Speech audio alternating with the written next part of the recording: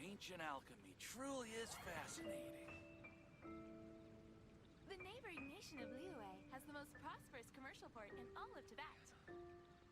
I will make you better.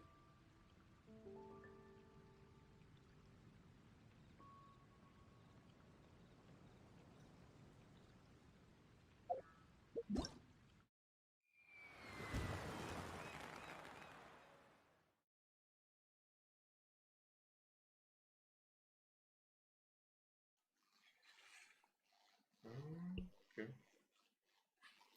Müsste eigentlich also. Müsste einigermaßen gehen. Ein Tag, 8 Stunden noch. Na, da muss ich mal gucken. Da muss ich mal schauen, dass ich das mal noch erledige. Oder zumindest mal ausprobiere.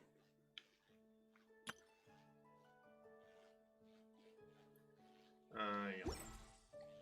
Jetzt sehe ich so, ich bin mal Kompass drin, ich habe mein Erlebnispass. Ja, da muss man vielleicht auch mal drauf achten. Ne? The neighboring nation of Liyue has the most prosperous commercial port in all of Tibet.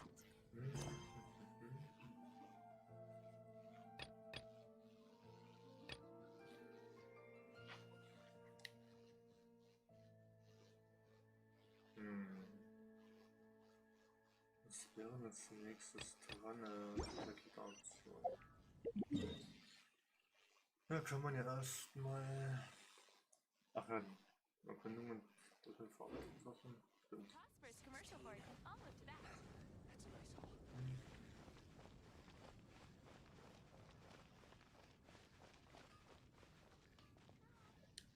Ad Astra Abyssosk.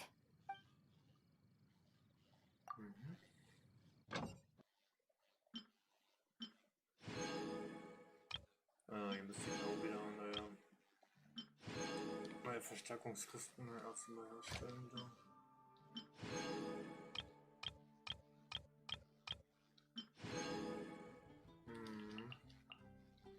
Oder auf jeden Fall langsam wieder neue. Dafür müsste ich, glaube ich, genug haben, oder?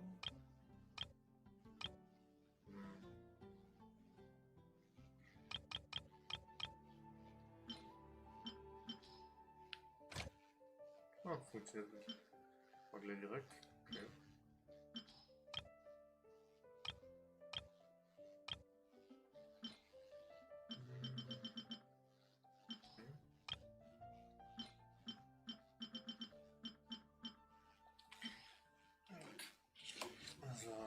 ganzen Sendungsdinger sind noch erledigt wieder.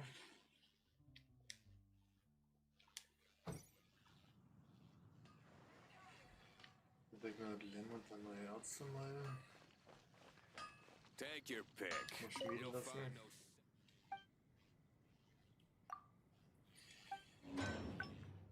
Dann werden wir noch Glamour wieder ein klingeres Fort mal wieder machen. 148? Wow. Okay. 109er. Was kann ich denn eigentlich? Okay, ich könnte mir davon einen machen. Aber da würde mir wieder so ein bearbeiteter Einhänder wieder fehlen. Naja. Da ist jetzt mal wieder ein paar davon die großen Verstärkungsärzte mal wieder herstellen. Aber den mittleren kann man ja auch mal machen. Oh. Ach, dann waren ja nur 4 Stück machen.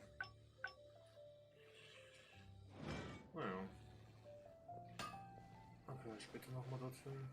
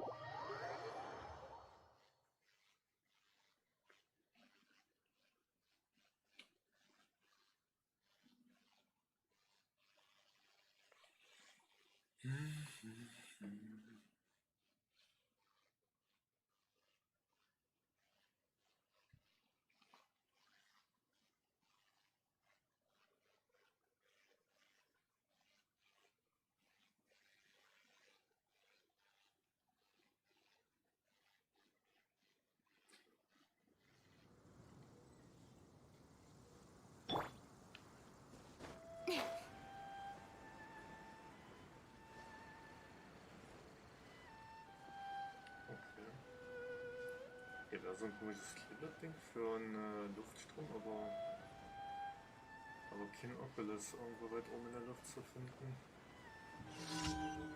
Deswegen, das hätte da sein können.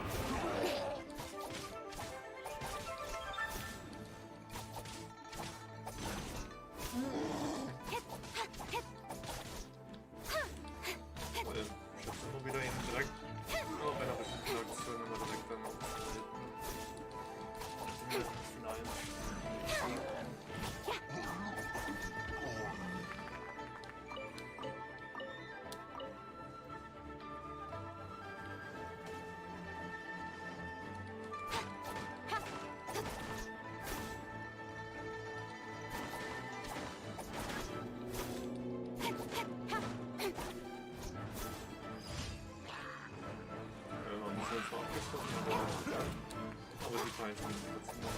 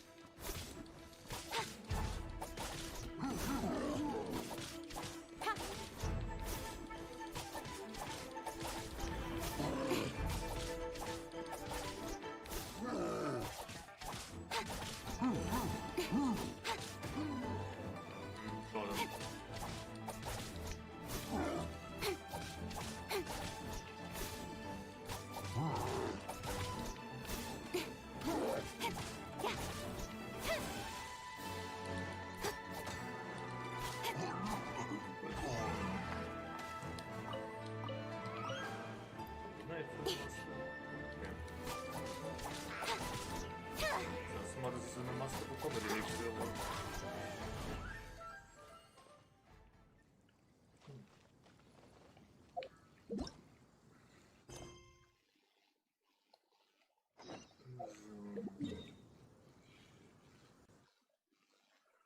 Dann werden wir dahin.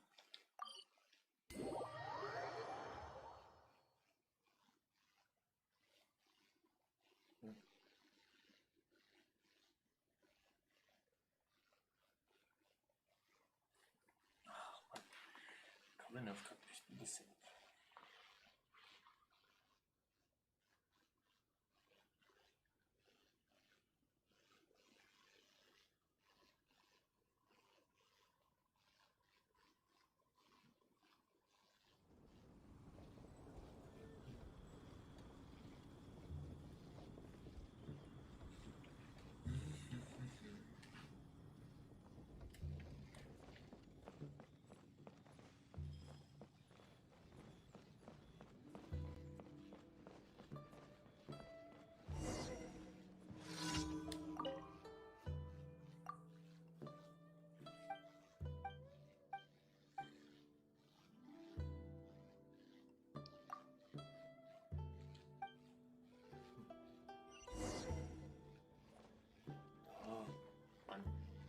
Das ist schön was.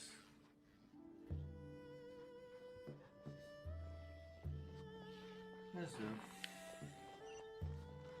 Let me guess where you're from. Ach, da unten der Legendenauftrag. This could be an obstacle for Pantone. Was sagt das da hinten? Ist das schön? Also, gibt es zufälligerweise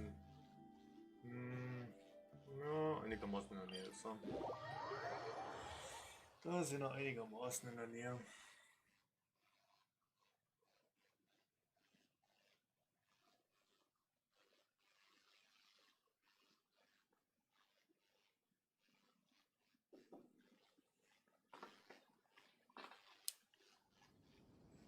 I'm all for work-life balance, but I think this is pushing it.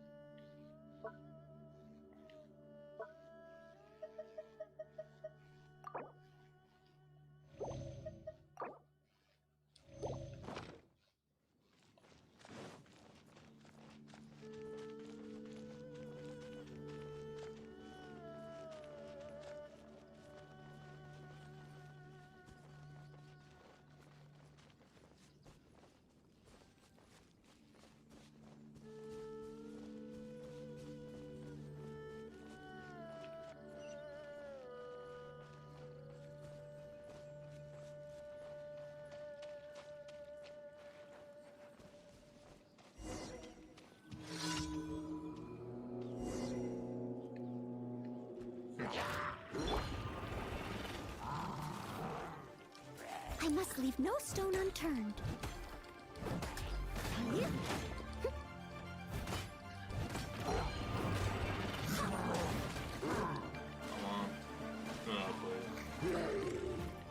Natürlich wird Wasser jetzt auch noch.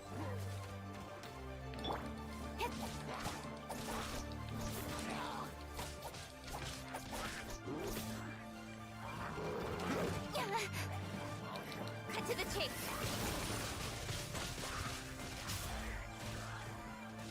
Okay, das Feuerwerk.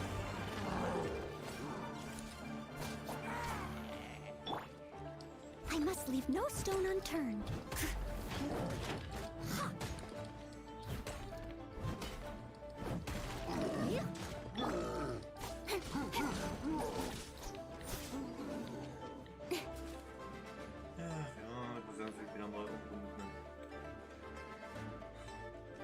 Dorthin rennen, wo man natürlich noch mal nicht stehen kann.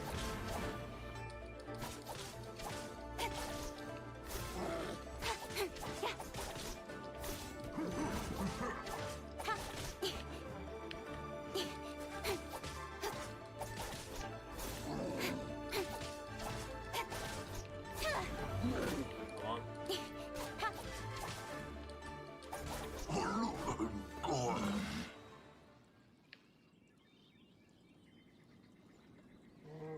gehen wir mal da. Alles soweit erledigt, ja.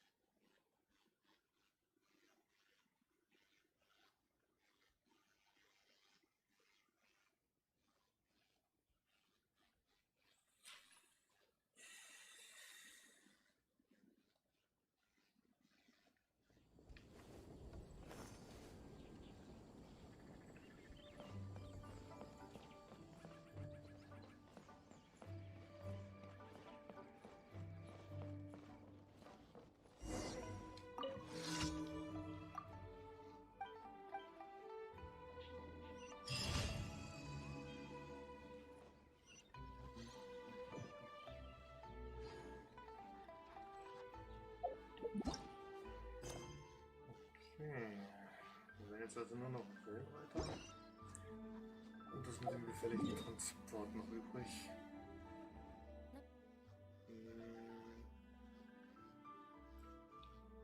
Oh, na super, natürlich muss es irgendwo mitten auf so einer.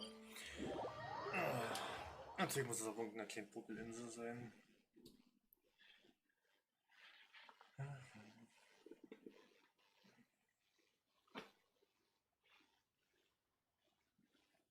Mann. Das ist ein bisschen mit dem Kabel.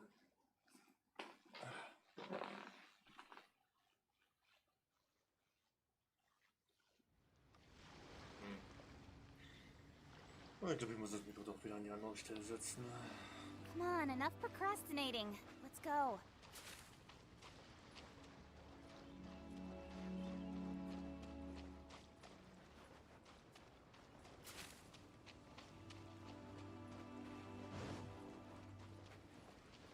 Oh.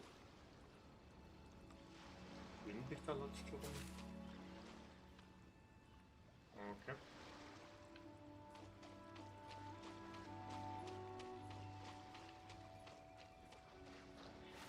Den möchte man ja nicht unbedingt stören, wenn es nicht sein muss.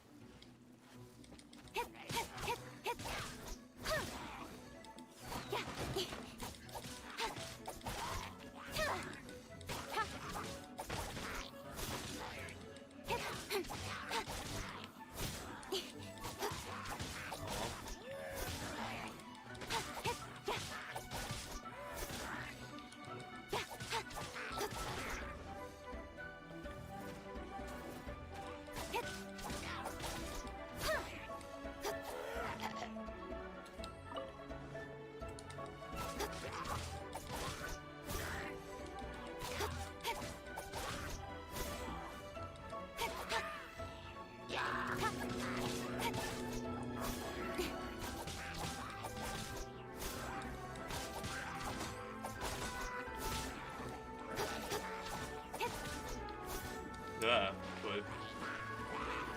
Also liegen wir selber im Wasser. Oder?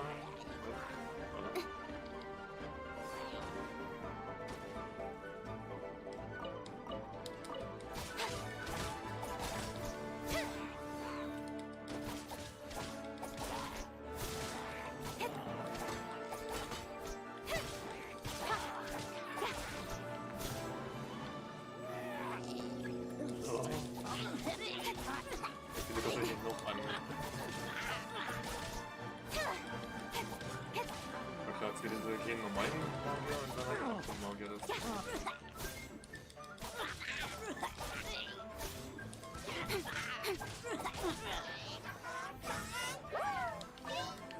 so, wird man den bei einer ganzen Kranz hier einsammeln.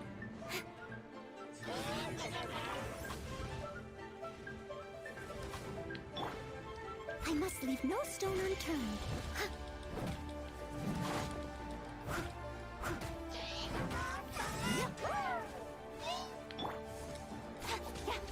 Nowhere to hide.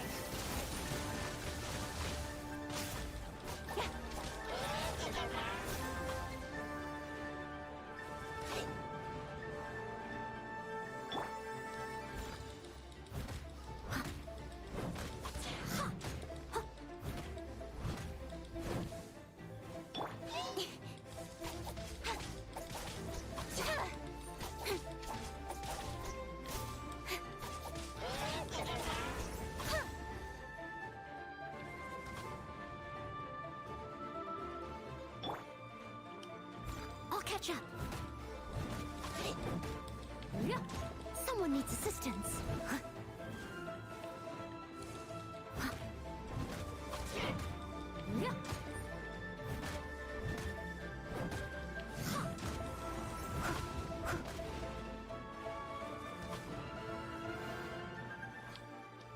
Steady as stone.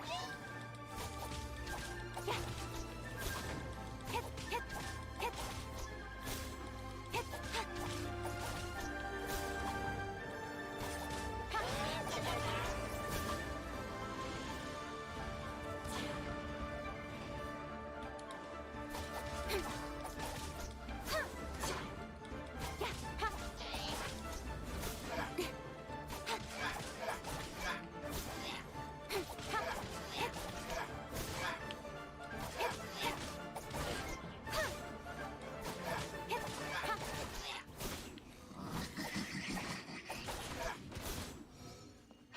Oh, Freundschaftsstufe 5. Cool. Sehr nice.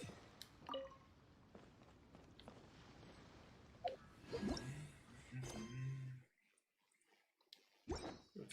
Bleibt nur noch der gefährliche Transport übrig. Als man die Karte nehmen würde. Und echt nett wäre.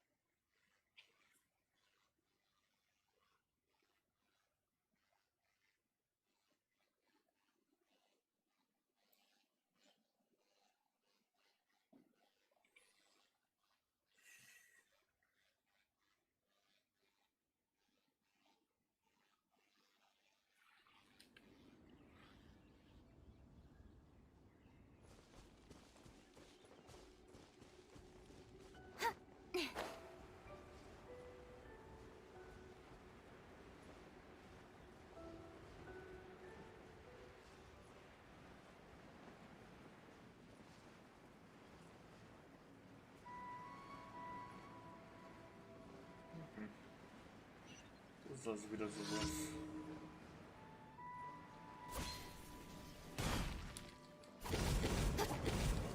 Oh, toll. Willi.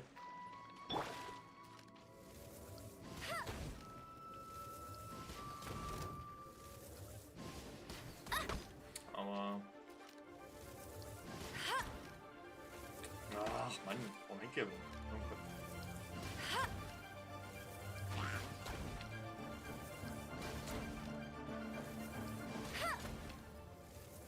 Mal, dass das Kind so einfach auf Tag ist mit dem Ballon, den einfach nur kaputt zu hauen.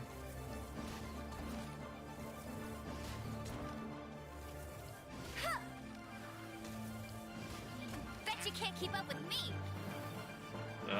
Mann, hallo? Komm ich hier oben auf den Fleck? Danke sehr.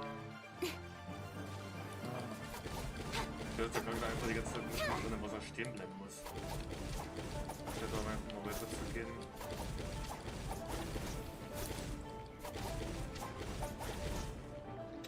Ach, ja genau, bleibt doch wegen ein bisschen Wind mit dem Wasser stehen.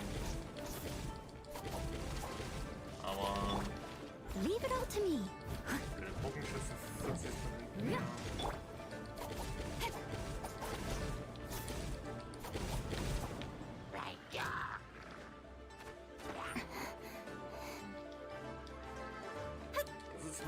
Der nervigste. Der nervigste Mal, ja.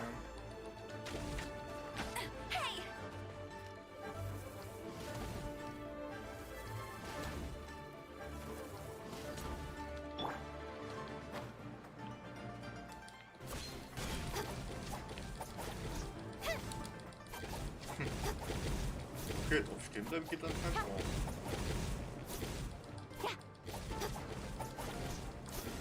Das ist auch praktisch.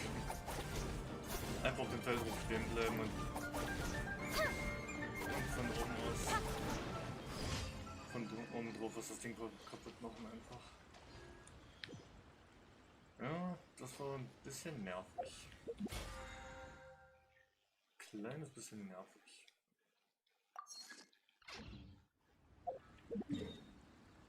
Ach ja, na gut. Dann einmal zu einer Statue mal kurz, alle mal heilen.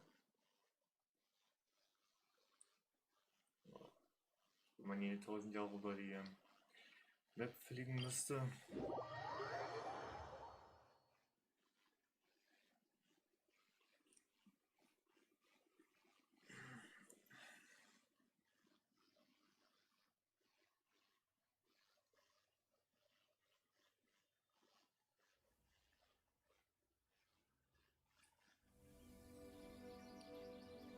Na gut, da könnte ich auch eigentlich gleich mal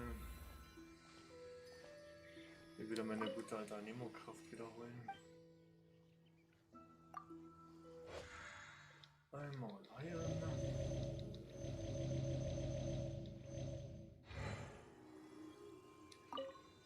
Und einmal die Anemo-Kraft zurückholen.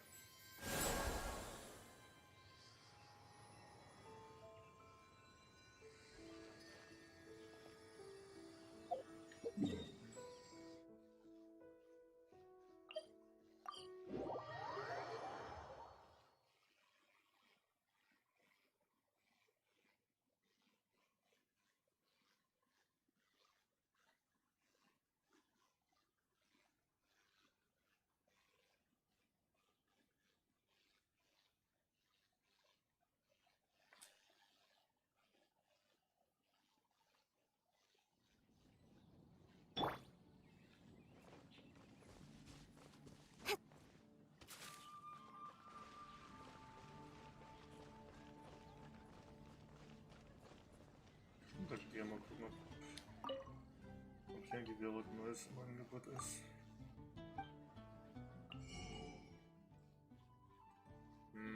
Schade. Da wäre nur das im Angebot. Oder was ist alles hier erhältlich? Ach du. Come take a look. There will Ja. Ad Astra Abyssosk. You're high up. Everyone can hear your voice. Aha, ein Verpasssplitter gibt es diesmal. Okay.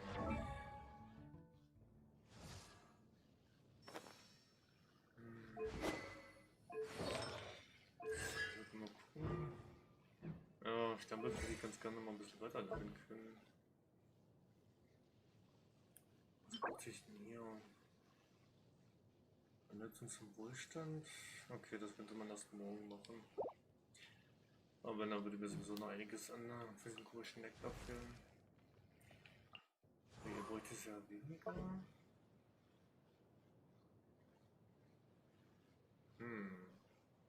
Okay, hier könnte ich alles verletzen zur Freiheit. Hier könnte ich alles, die Talente alle komplett leveln auf Stufe 5. Und zum Teil weiter auf Stufe 8.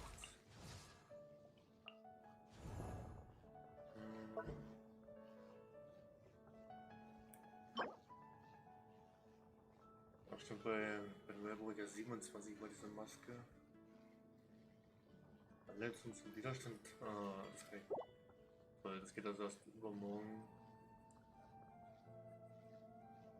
Boah, 9-mal. Oh ja, ganz schön Fälle. Ja. Ach stimmt, bei Dobo ja aber nicht gucken. Dafür bin ich sowieso erst noch von Stufe 3.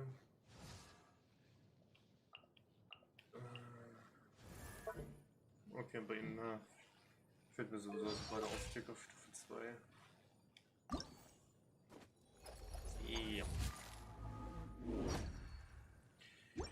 Ja, hier müsst ihr auf jeden Fall noch ganz schön viel sammeln. Und ich habe uns ein paar von den anderen I'm all for work-life balance, but I think this is pushing it. Das kann ja noch was werden mit den anderen. Wenn ich vielleicht noch alle stückchenweise noch hochleveln wollen würde, boah, das wäre ganz schön viel Arbeit. Und das wird ganz schön dauern, das alles stückchenweise zusammenzusammeln und zusammenzubekommen. Schatten von 1. Da bin ich ja mal gespannt. Da bin ich ja mal gespannt. Da unten irgendwo. Was? Irgendwo mitten im Meer? Irgendwo vor dem Hafen von Leeway. Irgendwo im Hafen von Leeway, na super.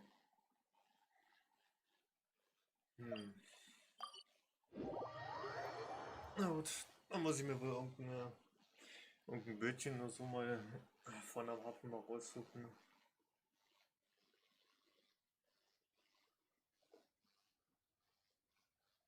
Müsst ja wissen, ob ich überhaupt irgendein Gericht habe, was die Auslösung verringert. Damit ich das überhaupt einigermaßen schaffen könnte bis dorthin.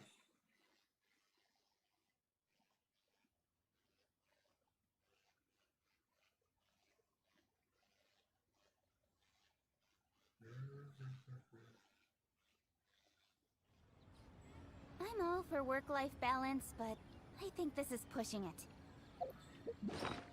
Das Perlenboot. Mal gucken, das ist zum Heilen.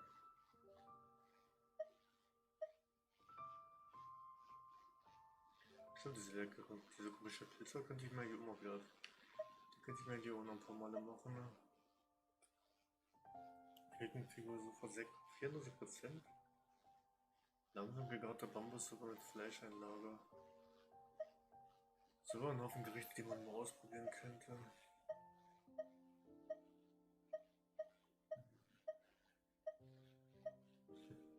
Das sind Sachen alle zum Heilen. Zum Heilen, zum Wiederbeleben. Das ist ein Angriff, kritische Treffer. Ja, physischer Schaden.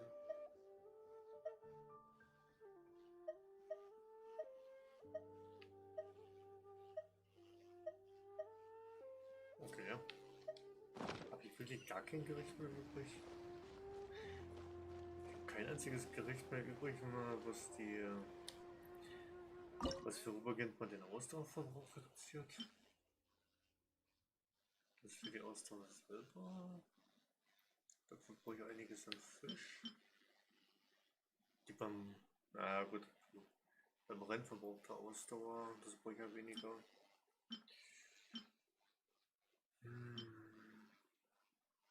Beim Klettern und Rennen.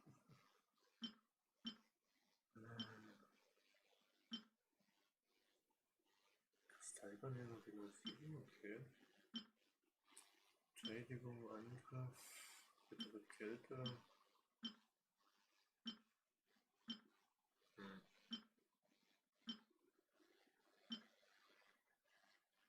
Ach, dafür braucht es Pilze und Mehl. Und Käse. Oh, super.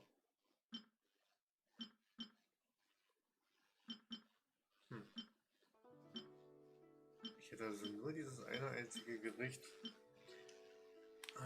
mit dem ich zumindest 60 Punkte Ausdauer wiederherstellen könnte. Und sonst nichts. Das ist krass. Ich habe kein Gericht, was ich weiter, was irgendwie die Ausdauer für so einen Fall mal reduzieren würde.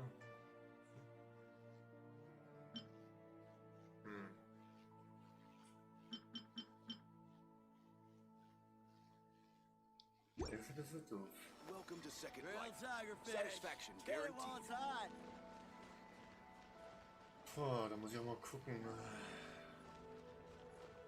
ob ich irgendwo ein Boot oder irgendeine Stelle finde, die so hoch wie möglich gelegen ist, damit ich da vielleicht vielleicht hingleiten könnt und hinfliegen kann mit dem Gleiter. Oder ist es da vorne schon das Schiff?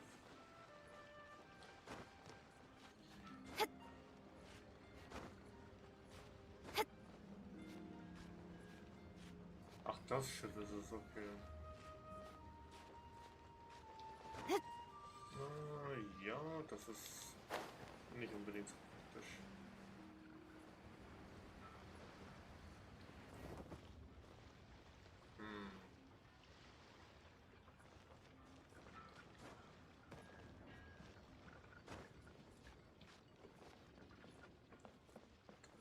Das Schiff.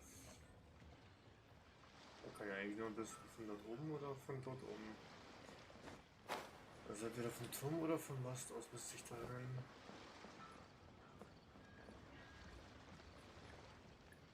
Aber ich glaube, ich werde es mal von hier aus mal probieren vom Turm aus. Das müsste, denke ich mal, einigermaßen gehen. Aber zumindest. Einmal ganz nach oben klettern.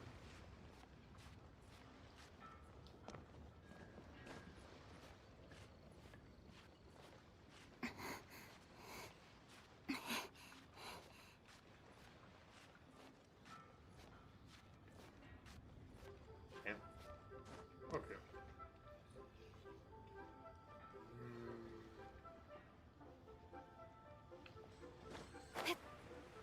Na gut, dann muss ich vielleicht doch vom Boot aus. Dann muss ich vielleicht doch vom Schiff aus dorthin. Von dem Mast ist es doch ein bisschen zu kurz. Also doch mal einen kleinen Zwischenstopp auf dem Schiff einlegen. Ne?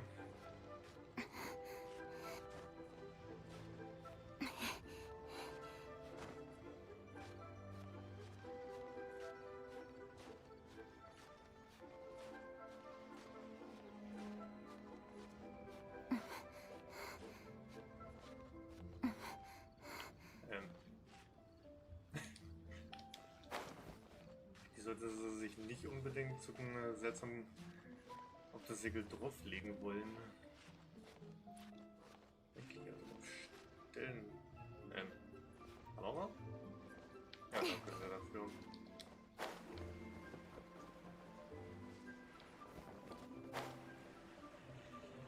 Okay. Ist doch noch schwer auf den doofen Mast zu kommen, was ich dachte. Und das nur damit ich da hinten, damit ich irgendwie bis zum Schiff komme.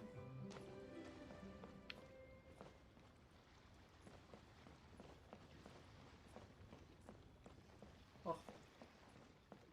Hier ist auch sogar einfach mal so eine einsame Kiste.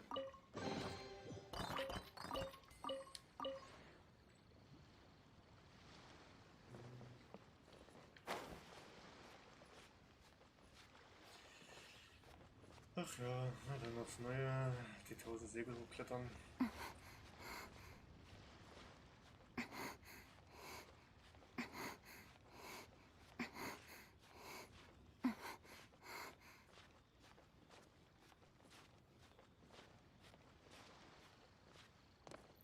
Okay, dann suche ich mal was.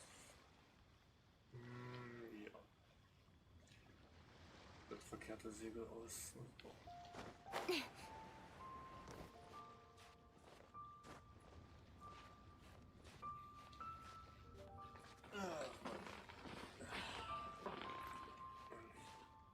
Hochgelegenen Punkt hier suchen und das nur um auf dieses blöde Boot zu kommen.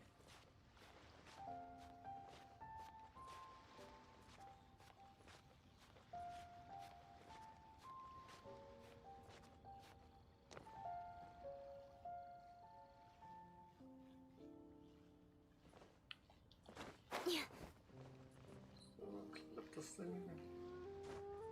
Sich auf die Spitze von dem Mast aufzustellen. Und dass er gleich von alleine anfängt, dann plötzlich wieder runter zu springen und zu gleiten.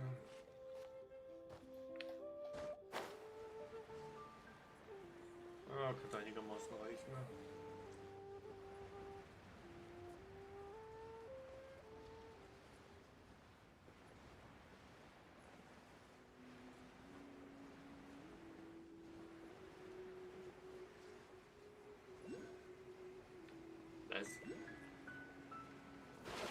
ein Oculus? Irgendwo mit dem Wasser oder auf dem Boot? Ach, da auf dem Boot. Ah, toll. Auf dem Boot ist ein Oculus.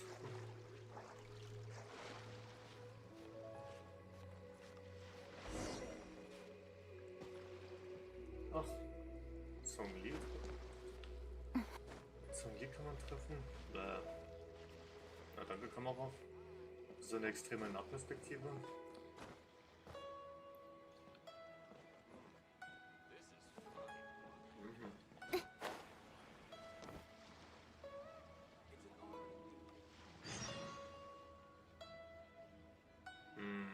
So, ich wollte mir den Oculus holen.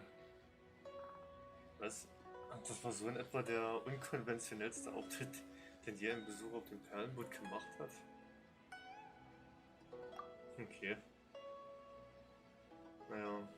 Insofern bist du nicht anders als jeder andere Gast. Ja, jeder kommt nur, um sich umzuschauen. Dann gefällt ihnen, was sie sehen, und sie bleiben ein wenig länger. Ehe du dich versiehst, können sie sich nicht mehr wegschleppen. Ne? Trotz der Stegreifmittel, mit denen du hier angekommen bist, bist du ein sehr geschätzter Gast von weit her. Und wir heißen dich wie jeden anderen willkommen. Das würde einfach schlechte Manieren zeigen, dich vor die Tür zu setzen, wenn du gerade erst angekommen bist. Aber wir können dich nicht gegen die Regel verstoßen lassen, verstehst du? Sonst muss ich mich vor dem Chef verantworten. Eine einfache und eindeutige Regel. Gäste sind hier nur mit Einladung erlaubt. Die Mehrzahl derer, die sich trotz der Regel einschleichen, sind Kleinkriminelle mit dubiosen Absichten. Keine Sorge, ich bin mir wohl bewusst, dass du dich aus Versehen eingeschlichen hast, ohne die Regel zu kennen. Du bist kein Krimineller. Alle Gäste hier sind auf Einladung anwesend. Nach den Regeln des Chefs haben sie das Recht, auch andere Gäste einzuladen. Wenn du planst, öfter mal vorbeizukommen, solltest du dich also am besten unter die Gäste mischen und sehen, ob du einen von ihnen überreden kannst, dir einen Einladungsbrief zu geben.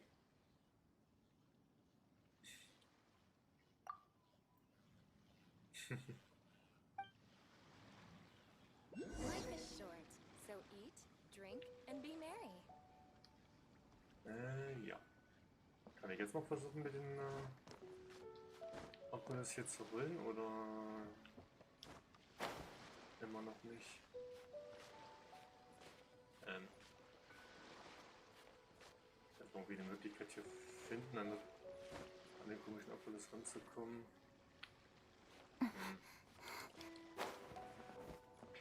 Echt nicht gerade so einfach. Yep.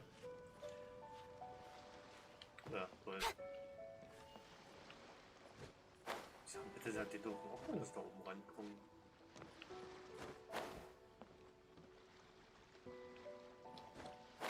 Oder so. Wo ist der da? Da oben.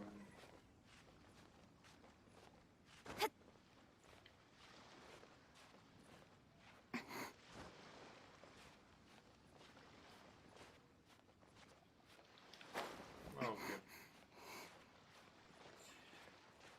Ja, ist doch ein bisschen sehr kompliziert gemacht, um das Ding ranzukommen.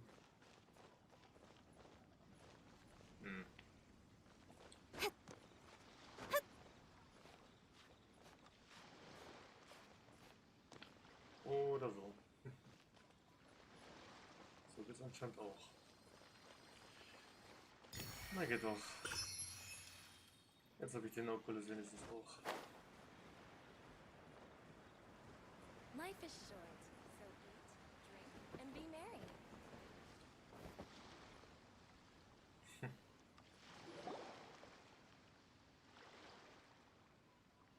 Oh? I didn't think I would see you here. Are these two your friends? Yes, we had the fortune of meeting not too long ago. They are quite a knowledgeable and talented pair, and a pleasure to be around. Traveler, we were just discussing the history of Rex Lapis. Would you like to listen? This, good sir, seems not to appreciate the almighty power of the Lord of Geo. As a professional archaeologist, I'm inclined to correct some of his erroneous views.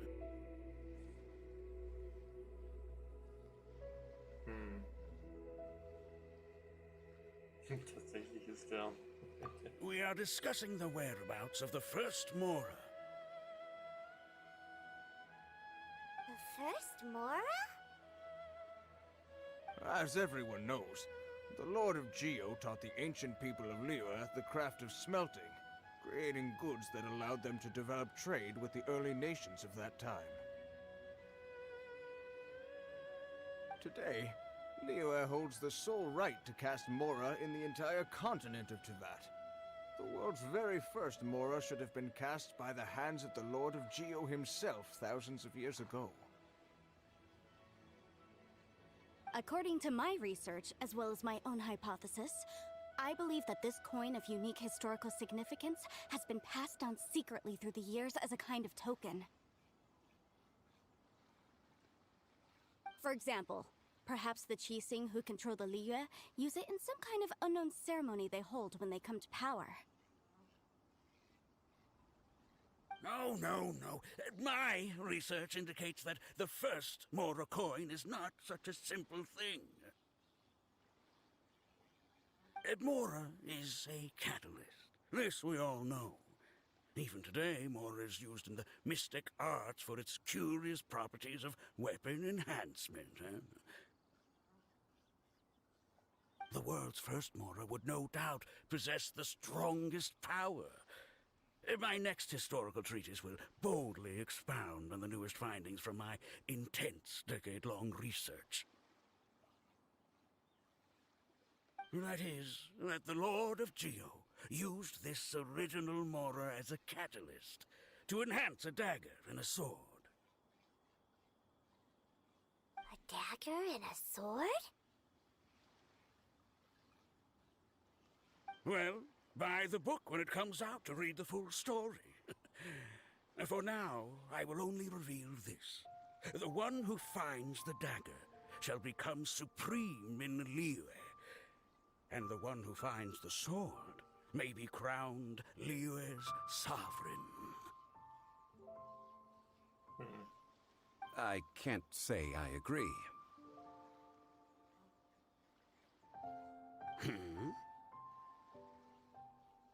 Let us not speak of the authenticity of the dagger and sword first. But Mora and money came about simply because they are a convenient measure of a contract's value.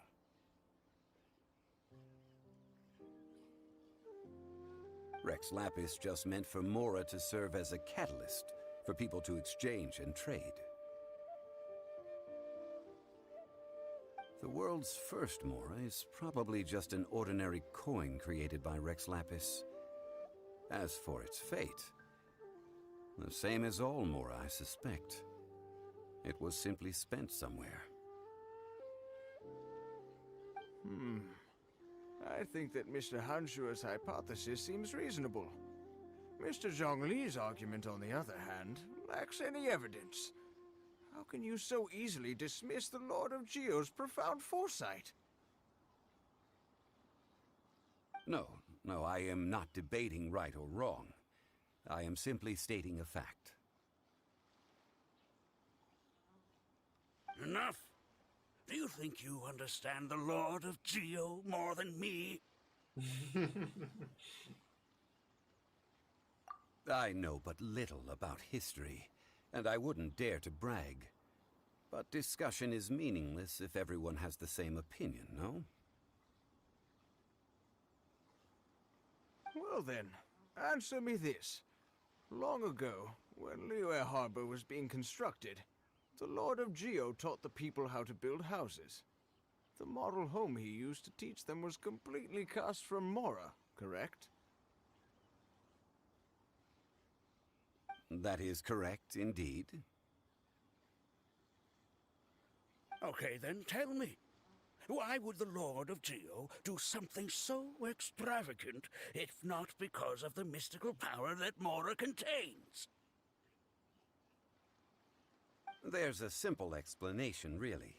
To the god of wealth and commerce, what material is easier to get than Mora? Oh. Huh. Es ist, erzähltest du die Geschichte von jemand anderem. I mean, I am talking about Rex Lapis.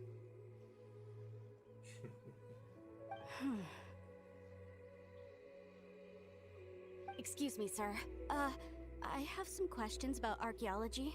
Can we find somewhere quiet to chat? I mean, if it's okay with you. Oh, it's no problem at all. But may my friend accompany us? Perhaps they could be of some help.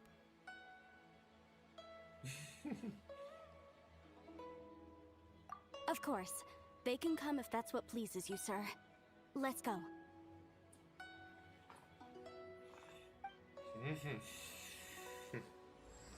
Salflore. Historia Antiqua. Okay. That's another one gone. Ach ja.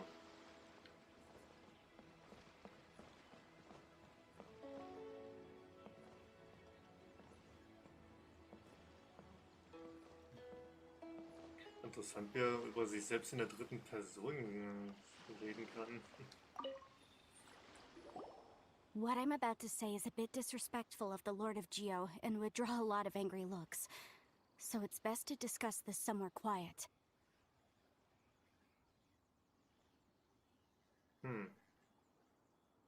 Your argument just now exhibited acuteness of speech and thought. Most importantly, you don't fall for the boasting and acting of the others. You remain objective. So I have a question for you. Perhaps you will answer differently from other scholars. Do you think that all the gods that the Geo Archon killed were evil?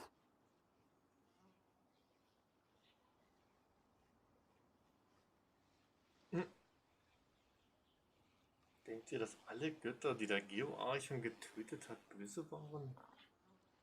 Oh.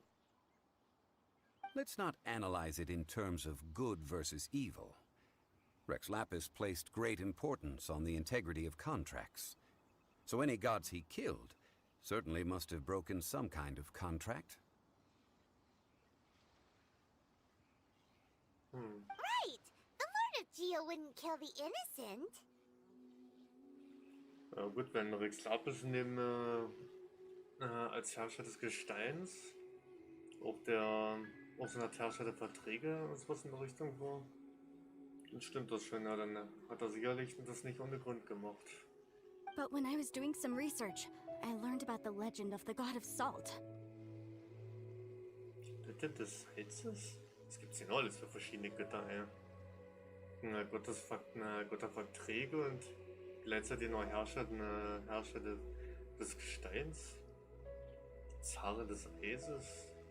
The god of salt, Havria, was a very kind god, but she encountered Morax one day in battle.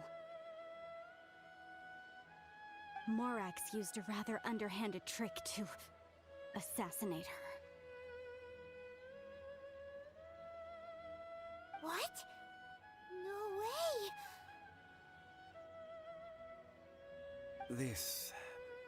This bit of history is a long story. But you may not like the truth when you hear it. Don't worry, please tell me what you know.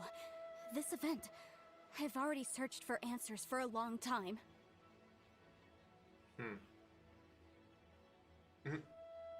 Diese etwas verlegen aus. Ist die Geschichte so kompliziert? Quite so. I don't know where to begin. Okay. Die Geschichte ist sehr kompliziert. Over here, Mr. Zhongli. I've been looking for you. So you're over here all this time. Put down your weapon and stay back. Otherwise, Paimon's reporting you to the Millilith. Ach, schön, ey. Erst hart im Wackeren irgendwie so markieren, und dann Und dann plötzlich ein bisschen klein beigeben. First of all, I'm not holding a weapon.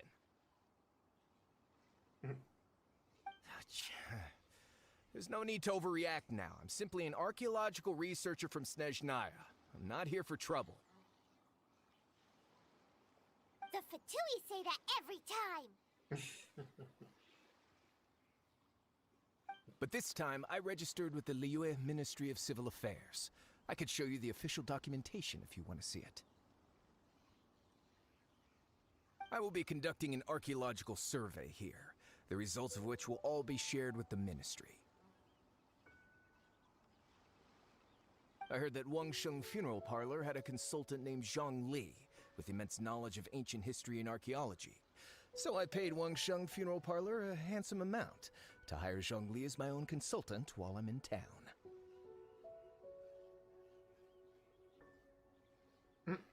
Okay. Interessant. So you mean to say that this is work for the Wangsheng Funeral Parlor, yes?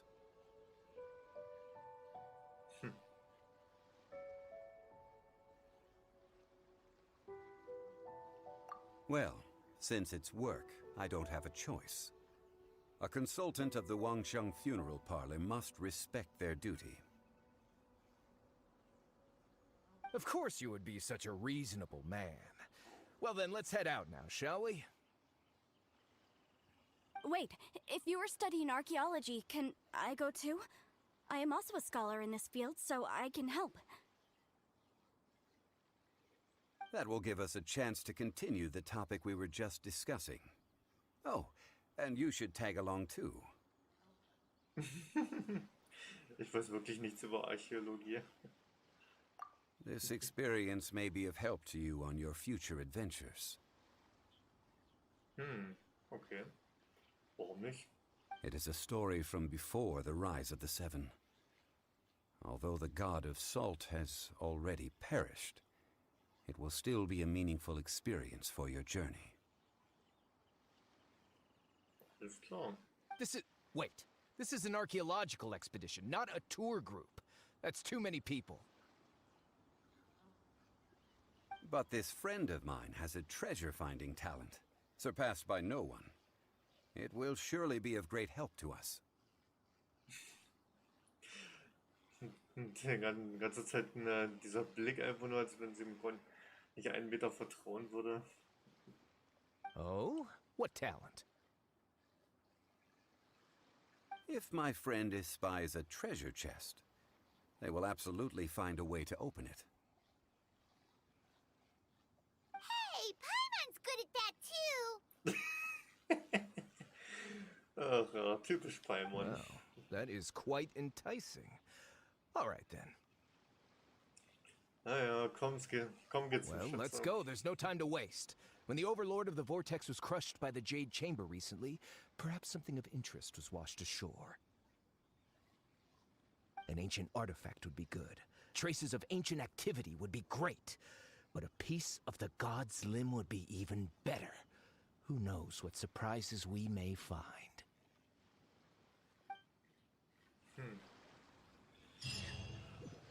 Okay. Erster Teil also abgeschlossen. Erwachen des Wirbels. Zu den Guyun-Türmen. Okay. Warte mal, Erwachen des Wirbels? Zu den Guyun-Türmen? Oh, da hinten.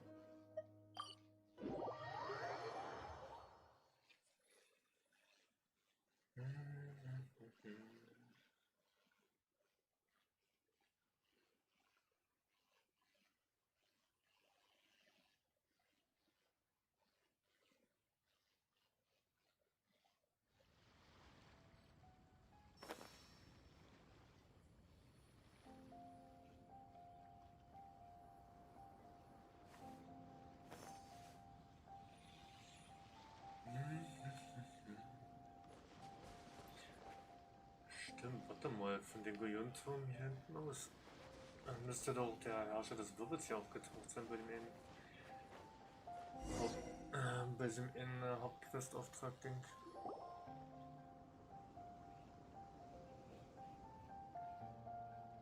This This place looks so ordinary. Can we really find anything valuable here? Huh? Paimon thinks it looks really grand. I don't mean the scenery, but rather that there should be something out of the ordinary. A big battle did just occur and all, and I don't even know where to begin looking here. Guyan Stone Forest is actually the perfect place to be if you wish to learn about the gods or the history of the Archon War. Legend has it that Rex Lapis threw spears made of large rock into the sea here, piercing and crushing the Overlord of the Vortex. After many years of wind erosion, those stone spears have turned into the unique rock formations we see now. These mountains were the Lord of Geo's weapons? What we see now is just the part of them that remains. The stone spears hurled by Rex Lapis all those years ago were much greater, both in number and in size. But due to the different angles they landed at, their large centers of mass, erosion by seawater, and years of gravity, many of them have been completely swallowed by the sea. So besides wind erosion, the initial collapsing of the stone spears also played a big part in the formation of Guyan Stone Forest. Well, a god able to fight one so powerful as Rex Lapis was certainly very strong in its own right. Indeed. This is where the value lies in research at Guyan Stone Forest. Most of the objects from that time were lost to the sea. But the gigantic waves created by the Overlord of the Vortex have given those sunken objects a chance to see the light of day again. So you're saying that if we look carefully, we'll be able to get very, very rich I mean, rich with archaeological knowledge and historical value, yes? That's all I seek in life. Well, since we brought so many people, I think it would be best to split up and look. Okay then, I will go with my friend here. Although I have a smattering of knowledge in various disciplines, when it comes to archaeology, I can't compete with the expert here. Huh? Me? What's the matter? This is your profession. Why are you so surprised? Na, wahrscheinlich war das ein Kompliment von ihm an sie bezüglich der Archäologie. I get it. I'll escort him then. Okay. If we find anything valuable or rare, let's meet on the shore opposite from here.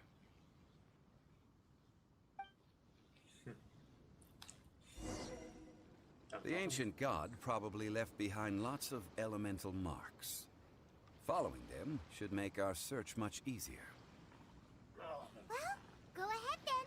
Use your elemental sight to look for any marks.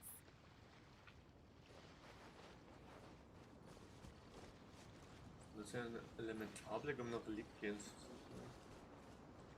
Ja, und dann wo scheinbar da drüben. Ne? Da drüben in dem Gebietchen soll ich kurz erst gucken.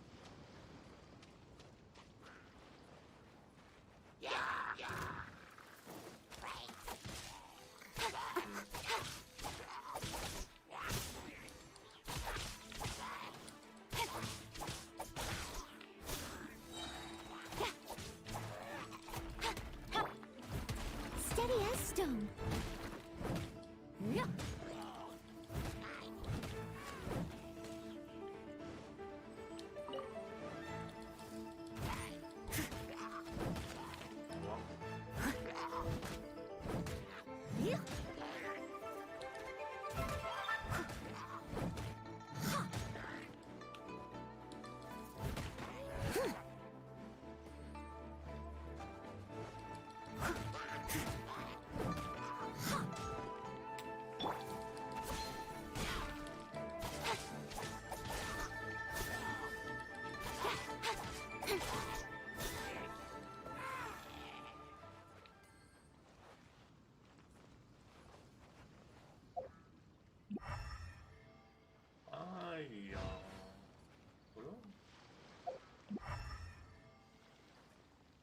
hier Elementarblick sein?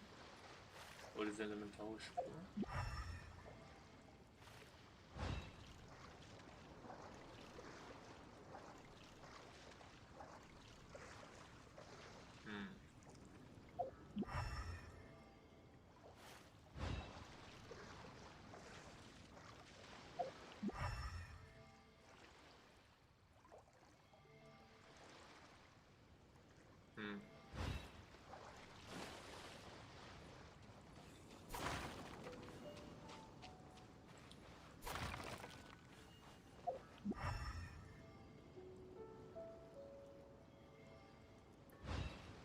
Ich glaube, ich kann auf jeden Fall erstmal da drüben die erledigen. Stufe 21.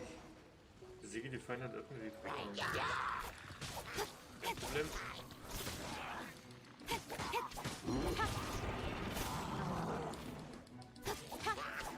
Naja, am besten erstmal die ganzen Abos kurz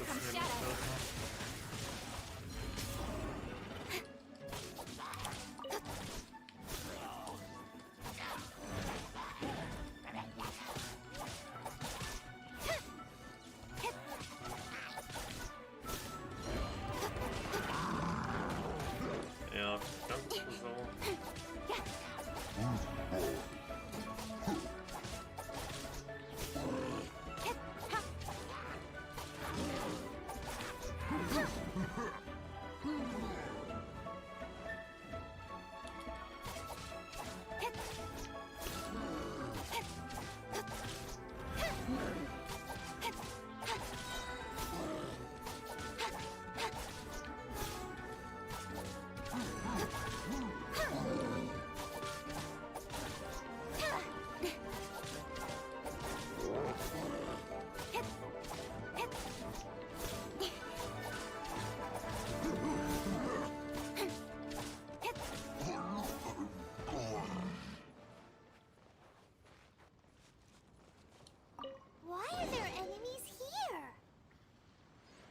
Stone Forest is a place where a god was defeated, and its remnants still affect the area to this day.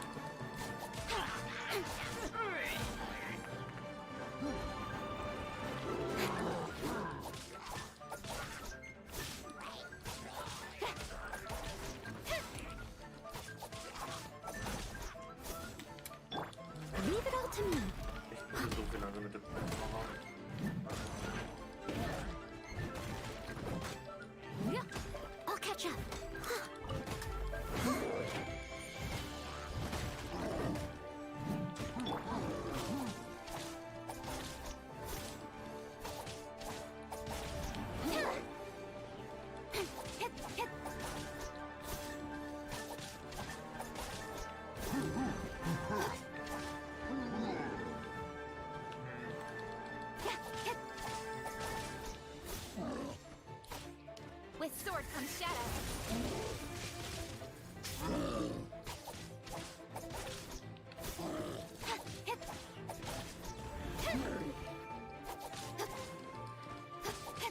Warum muss ich also noch einen günstigen OD geben zum Kämpfen?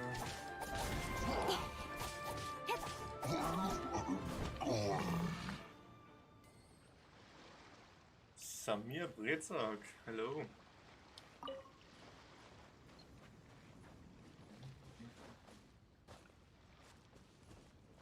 Ah, dann sind noch mehr. Nö.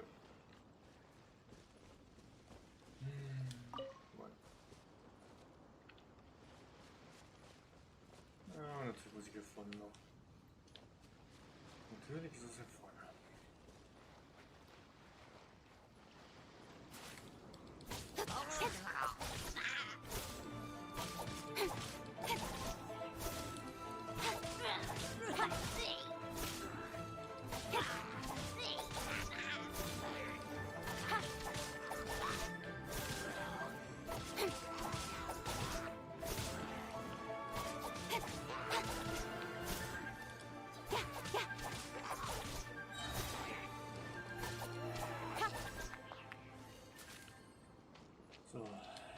jemand da? Ne, gut. Keiner.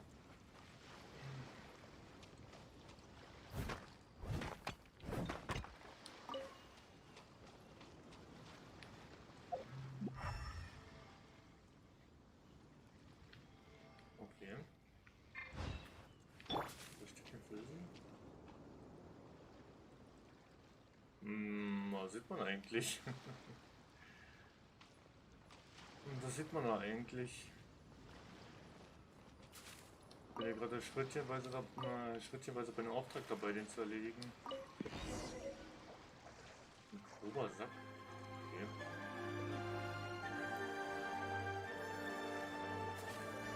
Dann kommen Sie mal hier rüber, Schleimi. Komm mal hier rüber.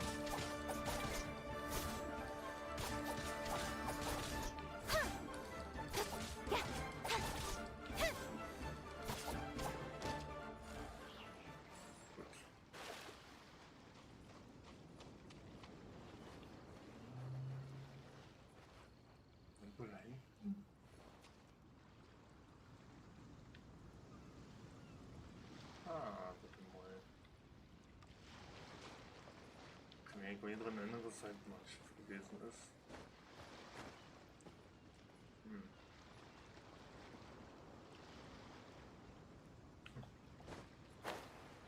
Na, die Aufgabe, die da oben links unter der Karte steht. Die ganzen Stellen, wo wir hier nach Alperelik gehen anscheinend. Absuchen, ne? They're gathering together here. But why? Was? See that object in the center? Perhaps it emits the remnant strength of the god. That would certainly attract them. The hydromimic monsters. I have a contract and must put my personal feelings aside. Go ahead.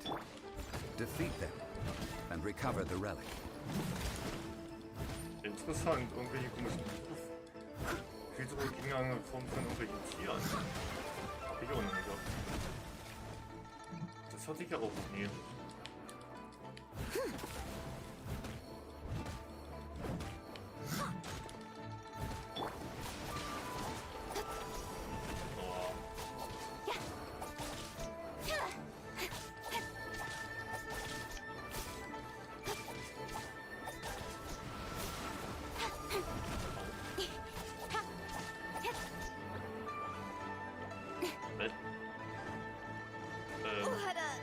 Was? Really, Alter, das war so eine Zufälle gewesen, dass mein Charakter... Das geht nicht mehr. Someone needs assistance. Okay. Na, das habe ich auch noch nie gehabt, Das Ding platzt einfach mal so und hat einen riesengroßen Radius von einigen... Von so vielen Metern, dass es King erwischt. Und die dabei sogar drauf geht. Na, super. Und so mit deinen blöden Wasserwellen zu nerven.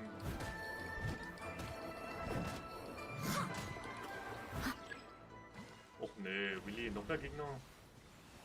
Ach du. Einmal dran. Okay, dann einmal das Große.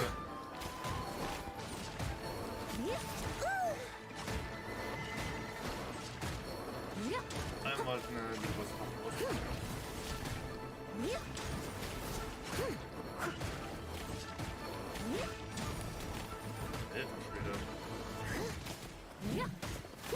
No one escapes my sight. Wow, was geht hier ab, ey? Aber. Alter. Das ist doch gut hier unten so abzudrehen. Alter, WTF, I must leave no stone unturned.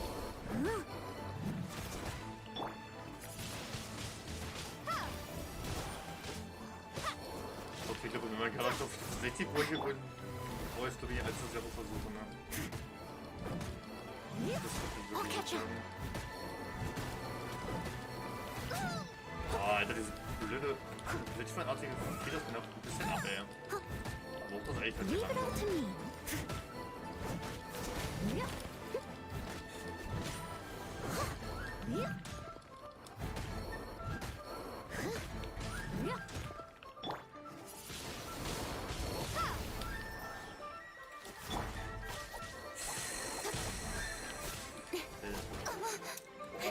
der Dieb. Oh klar, was macht die für Damage bitte?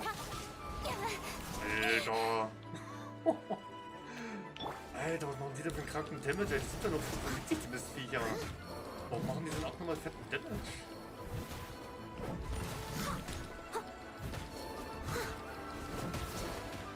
Ach, dieses blöde verdammte Schwein geht noch nervt, wenn man seine Scheiße mit drin. I'll catch up. Boah. I'll catch up. Was? Someone needs assistance. Das ist so rumspringen hier auch hier. Leave it all to me. I'll catch up.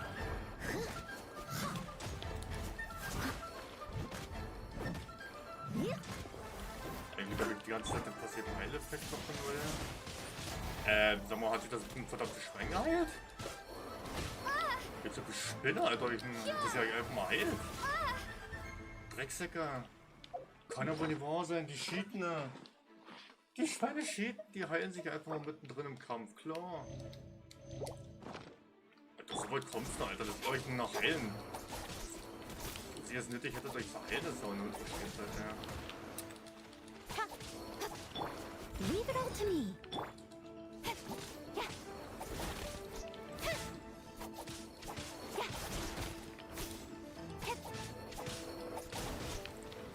Mann, Schwein, lass mich in Ruhe. Und du willst kein Eichhörnchen auf der zu spielen wie so ein Nickel. Ey, ich hab doch verdammt ein Eichhörnchen.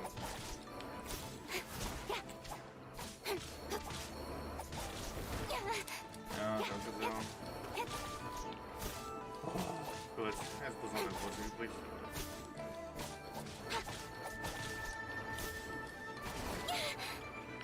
Ja, ich muss definitiv meine Charaktere noch ein bisschen leveln und verstärken. Obwohl das bei einigen ab und zu passen, aber...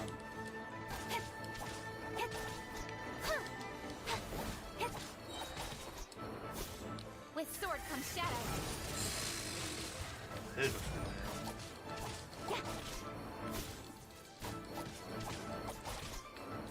It's just a stone slab, but its design is quite unique. This should be enough to garner some information. Let's head back.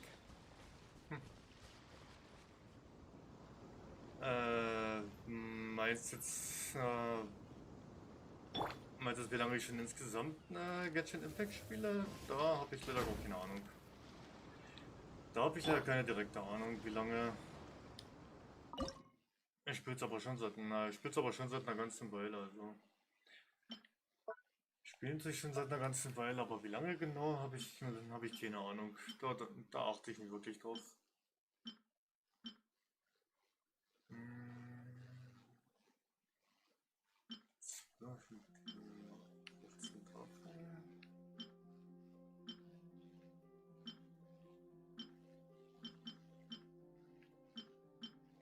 Ja, stimmt, davon braucht ihr noch das.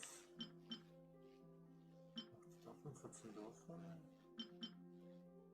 Okay, also außer dir was zu essen bräuchte ich anscheinend nicht noch. Da habe ich im Moment noch mehr als genug übrig. Na gut. Dann passt das ja.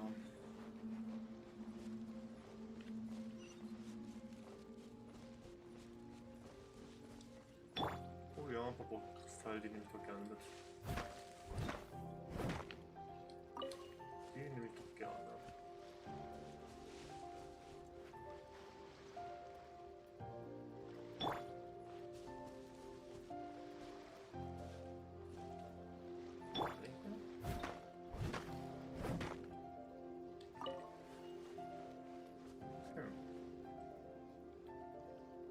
Oh, dann laufen wir hier wieder ein paar Ruinenwächter rum.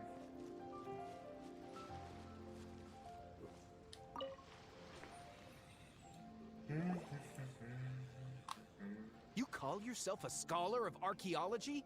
You can't even recognize this or that. What are you good for? Das ist anscheinend jemand ein bisschen stinkig.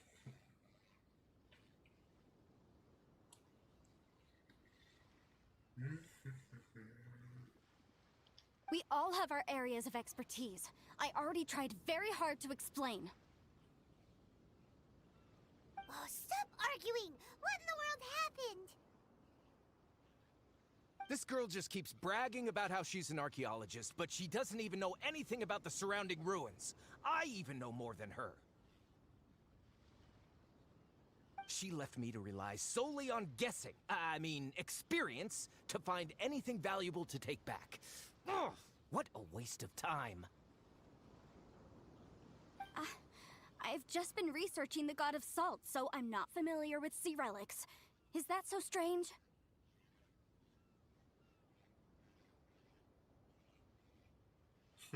Man sollte keine fehlenden Grundkenntnisse in seinem Feld haben.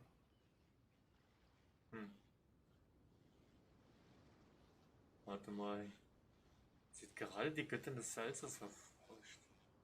Ja, also nicht so vertraut mit Reliquien aus dem Meer? Okay. And you kept asking about how much Mora everything is worth. Can the value of relics only be measured in Mora?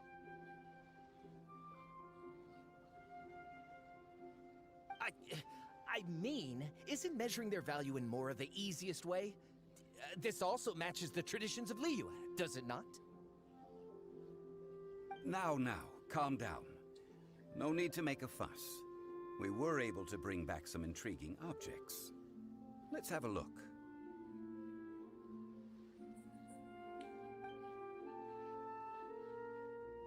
Oh. What a shame. These objects were indeed washed ashore by the Overlord of the Vortex, but they have nothing to do with the god besides being in the vicinity at the time. This stone slab we found, however, has a mysterious pattern and faint aura of divine power. Perhaps it will be useful for research purposes. Quick, give it to me. At least we didn't come for nothing. The power of the gods, yes! This is good. Oh, but these other objects are certainly worth a little something, right? It should be enough to cover the cost of hiring you. It's all mine. Na klar, sie wird sich alles unter den Nagel reißen. So, it's only valuable for research if there are remnants of divine power on it? Not at all. My quest to uncover the history of the God of Salt is because history can tell us about culture and beliefs. But you're just trying to use archaeology to get rich. Nonsense! I'm a professional archaeology researcher from Snezhnaya. I swear, if I'm lying, may the Lord of Geo strike me down.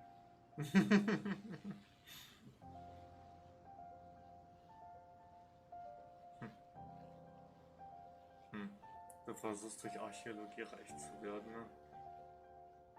Oh, by the way, you probably don't want to sell that teacup. Oh? Why's that? That's not an ancient teacup. It's part of Ningguang's collection. It must have fallen here along with the Jade Chamber. So unless you want to mess with the cheesing... Ah, I see. What a shame. It was of such high quality, too. See? You do want to sell these objects! But, so what? Why can't I pursue wealth both intellectual and material? Don't be so simple-minded.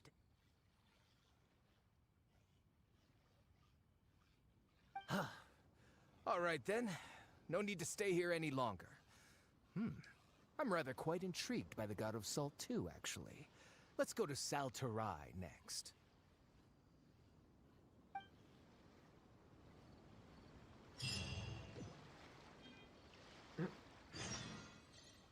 Ruinen unter Verschluss. 27,8? Oh, geil. Boah, die Legendenaufträge gefallen. Die gefallen mir. Die gefallen mir richtig. Um die 250 bis 500 EP pro Auftrag. Dann haben wir haufenweise Geld, was man wieder super fürs Verstärken, fürs Leveln und und alles gebrauchen kann. Echt nice. Die Expedition zur Untersuchung von Osial zu den Goyun-Türmen war von wenig Erfolg gekrönt.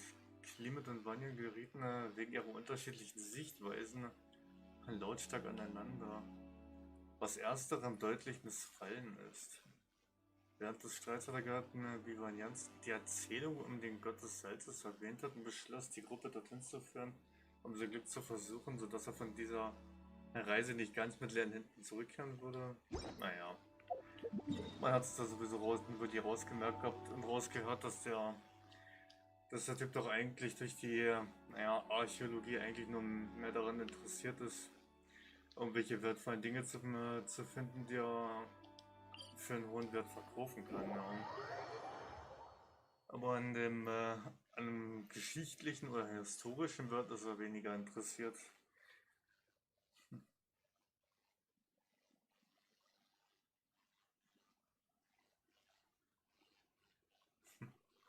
Okay.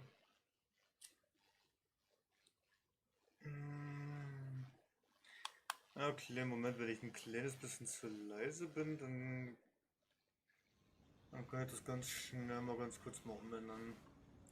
Ich habe auch mal testweise vorübergehend mein Mikro mal umgestellt, aber ich schätze mal, ich werde das mal wieder eine alte Stelle mal wieder hinsetzen, wie ich es vorher hatte. Das wird sich dann vielleicht teilweise auch wieder ein bisschen besser machen. Ach ja. Ich schätze mal, ich werde das Come on, wahrscheinlich. enough procrastinating. Let's go. Ja, mach mal ruhig, Mädchen. Mach mal einen ruhigen. Ich werde das wahrscheinlich wieder an meine altgewohnte Stelle wieder setzen. Ne? Dann macht es das für mich auch ein bisschen einfacher und ein bisschen bequemer hier mit dem Sitzen. Ne? Also wie ich das jetzt mal probeweise mal habe. Ich glaube, ich werde das mal wieder rechts zeitlich von mir mal wieder hinsetzen. Ne? Macht es auf jeden Fall für mich ein bisschen besser und ein bisschen einfacher.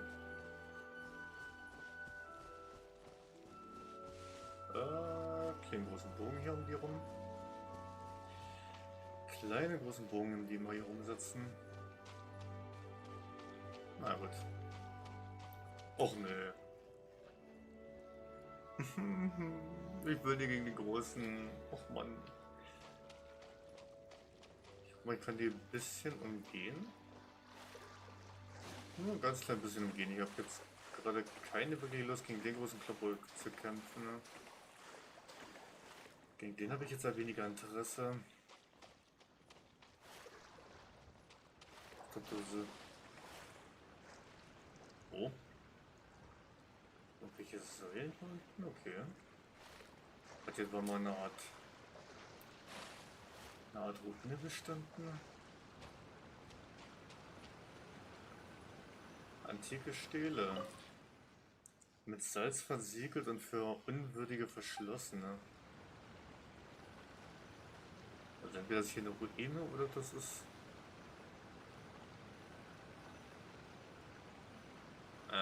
okay.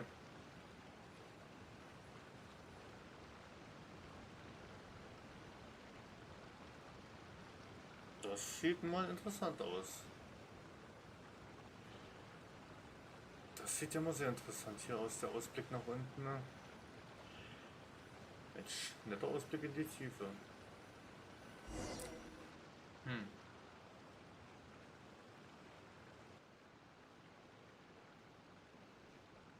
I heard that Salterai was once the home of the god of Salt's people. Therefore, there's sure to be loads of valuable relics nearby. Und ja, da müsste ich noch dazu erwähnen, dass wenn du bei dir selber zu Hause den Sound ein bisschen lauter stellst, geht sowieso automatisch nur der Sound vom Spiel lauter, ja. Aber ich selber bin dadurch nicht lauter, das ist klar. Das muss ich bei mir selber einstellen. Das muss ich bei mir selber hier einrichten. Ne? Aber ich glaube, ich muss hier mal mittendrin mal das Mikro wieder umsetzen, ne? Weil es sowieso ein bisschen sehr ungewohnt für mich ist. Ich glaube, ich werde das mal wirklich mal wieder an die alte Position mal wieder hinsetzen, das Ding. Macht sich für mich sowieso ein bisschen angenehmer dann zu sitzen. Ne? According to legend, the people of the god of salt, Havria, enjoyed prosperous lives under her protection.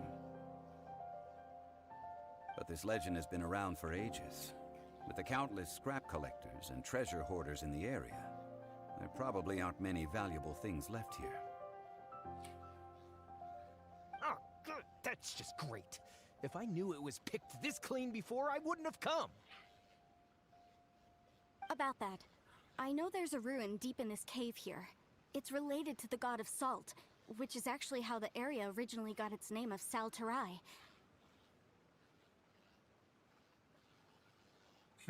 Und da hat sie plötzlich ein leichtes Grinsen im Gesicht. However, the ruin entrance has been sealed by a mysterious power. Nobody has been able to break the seal. I found a mechanism that seemed to be related to the seal, but when I undid the mechanism, the seal wasn't affected at all. So at the moment, the seal's origin and how to break it are very important topics in my research on the god of salt.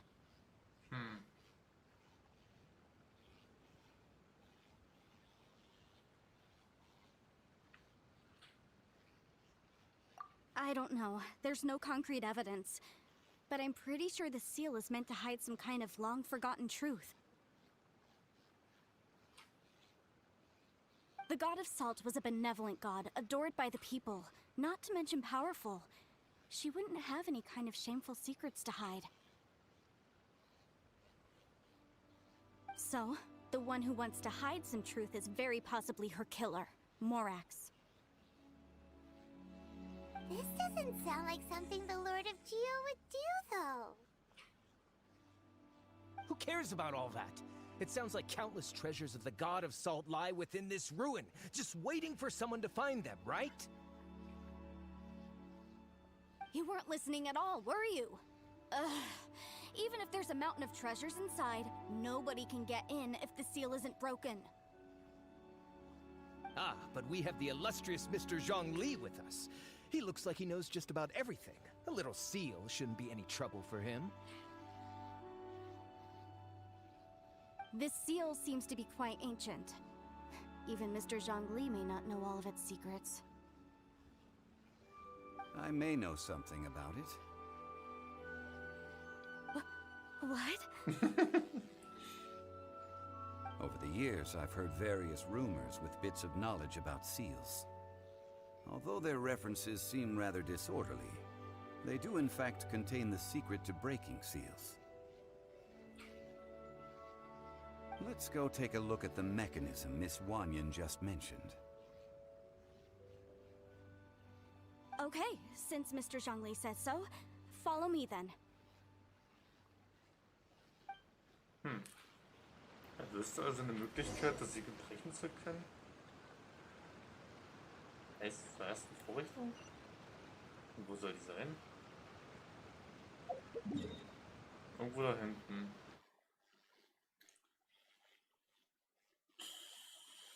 Na gut, dann da werde ich mich mal ganz kurz mal zum Portpunkt wieder zurücksippen. Dann sippe ich mich mal zu den Portpünktchen zurück. Und werde mal von hier aus das kleine Stückchen mal gehen.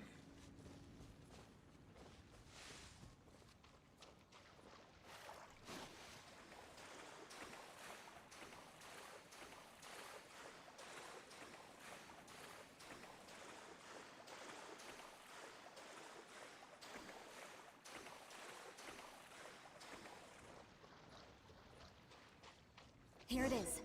There's some debris scattered here that, when put together, look like they definitely had to do with the god of salt. According to the inscription on the side, if one looks from a certain angle, the secret to the mechanism will be revealed. Okay.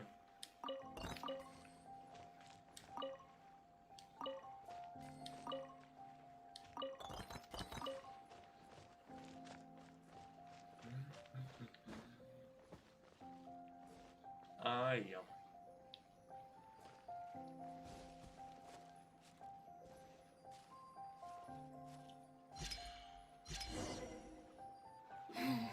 See that? Although we activated the mechanism, nothing happened to the seal. That's because there's actually another mechanism that must be activated. Another? Let me lead the way from here. Meinst du mit dem Level die Abenteuerstufe oder die Stufen von den Charakteren selber?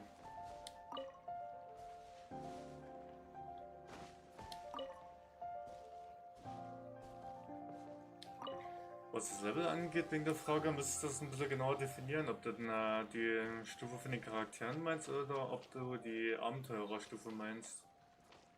Bei der Abenteurerstufe bin ich auf 40 momentan, deswegen ich auch die ganzen, oder zumindest die momentan letzten 3 Legendenaufträge machen kann.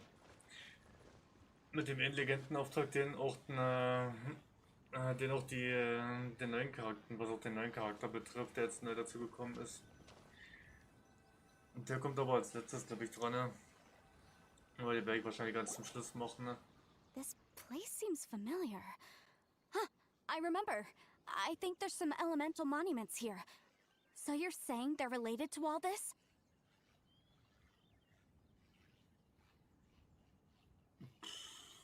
Naja, bei den Stufen von den Charakteren, da gehe ich dann auch mal kurz mal in die Figuren rein und in die Übersicht, dann kannst du sie dir alle mal angucken, ne? Welche Stufe ich habe, aber wie gesagt, Abenteurerstufe bin ich momentan bei 40. When I investigated the seal last time, I had someone with a vision accompany me. Bei der Abenteurerstufe, wie gesagt, habe ich vor kurzem Stufe 40 erreicht, weswegen ich auch die momentan letzten 3 Legendenaufträge nämlich machen kann. Und wovon nämlich das mit Song Li der zweite Legendenauftrag ist. Den ersten hatte ich, glaube ich, gestern oder vorgestern gemacht gehabt. But when we lit up all the elemental monuments, nothing happened. That's because you don't just need to activate them at the same time, but in a certain order as well. Otherwise, the seal will not be broken. The secret to this puzzle is hidden in the legends about the Archon War. Tianheng in the south, Yaoguang in the east, Jueyun in the west, Qingce in the north. All desolate and devoid of life. Liyue is vast, yet even one haven is hard to find. Okay, dann werde ich mir das doch mal ganz kurz mal abfotografieren. Dann habe ich wenigstens, wenn das wirklich so wenn das die Reihenfolge sein sollte, dann weiß ich in etwa, in welcher Reihenfolge ich die alle aktivieren muss. To the north, to the east. Do the people of Liyue always talk in riddles? Tja, sowas gehört halt dazu. I think I've heard this saying before. Certainly you have. And the contents of this saying are also related to the god of salt. To provide a haven for her people, whose lives had been ravaged by the Archon War, this benevolent god searched all across Liyue.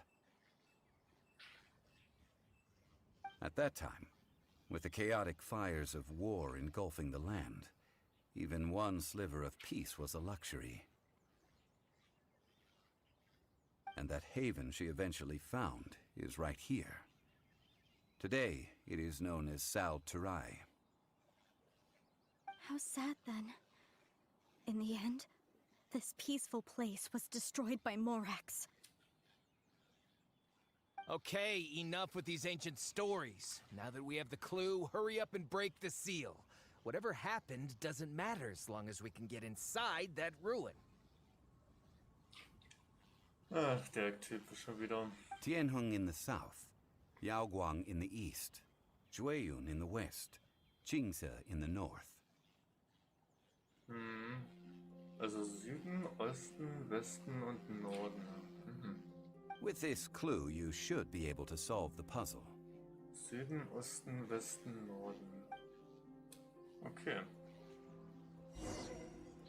Befolge zunächst Anweisungen und erleuchte die Monumente. Ach ja, kleinen Moment. Hier.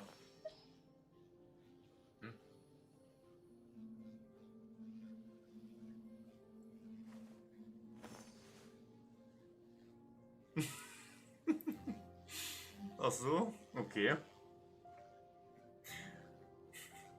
Naja, da freut es mich ja, dass du bei mir vorbeischaust hier. Dann freut es mich ja, dass du mal vorbeigeschaut hast. Ach, hier hast du immer die komplette Liste von den Charakteren, welche auf welcher Stufe sind. Also mein Hauptcharakter, wie du siehst, auf Stufe 60 momentan. Ember auf 60. King und Noel habe ich momentan am höchsten gelevelt, mit Stufe 70. KE auf 55, aber ich sehe jetzt mal, einige Charaktere, wenn nicht sogar alle, muss ich noch um ein ganzes bisschen leveln. Wo ich ganz genau weiß, es wird noch eine Heidenarbeit werden. Ne? Alleine für bei Doe wird es noch eine Heidenarbeit werden. Ich bedenke, dass ich bei ihr noch Nachtjährte brauche, dann noch mehrere Male. Weil ich bedenke, dass ich mindestens immer am Tag versuchen müsste, gegen die ganzen Hypostasen zu kämpfen, ne? Vor allem gegen die Elektrohypostasen. Dann teilweise gegen die Fluxbäume, um ihn zu leveln und auch teilweise um noch KR zu leveln. Boah,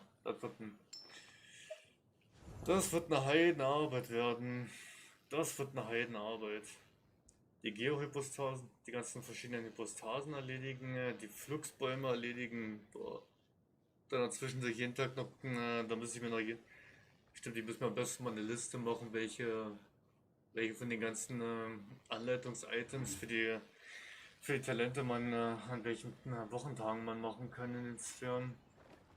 Zu welchen Wochentagen welche jeweiligen Sphären verfügbar werden für die ganzen Items. Boah, das wird noch eine Sammelei werden, ey.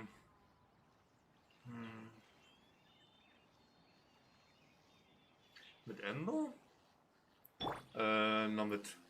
Ember ist eigentlich so wie Fischer, könnte man eigentlich sagen, und der Graf, kann man sagen. Ember kann man eigentlich halt so mit den normalen Angriffen nutzen, oder wie ich es halt mache bei ihr meistens. Ich tue meistens eher an Ember nur nur mit aufgeladenen Angriff. Meistens die Pfeile voll aufladen bei ihr. Auch. Ich tue meistens tue ich Ember nur für Kämpfe gegen Ruinenwächter nutzen, um die Schwachstelle mit voll aufgeladenen Feuerpfeilen zu treffen und den Schaden zu erhöhen und so vorübergehend außer Gefecht zu setzen. Ne? Ah, lass doch mal den Grütziger. Dieses verdammte Gespammer, Alter, das gibt so viel Nerven. Ja, lass mich doch jedes. Ja, danke sehr, dass ich jedes Mal die scheiß X-Taste. Dass ich jedes Mal spammen darf, um mich kurz zu befreien.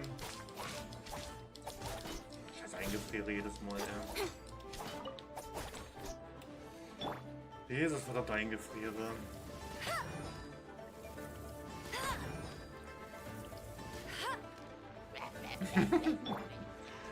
Genau, halten still, damit das Schild kaputt gehen kann, danke.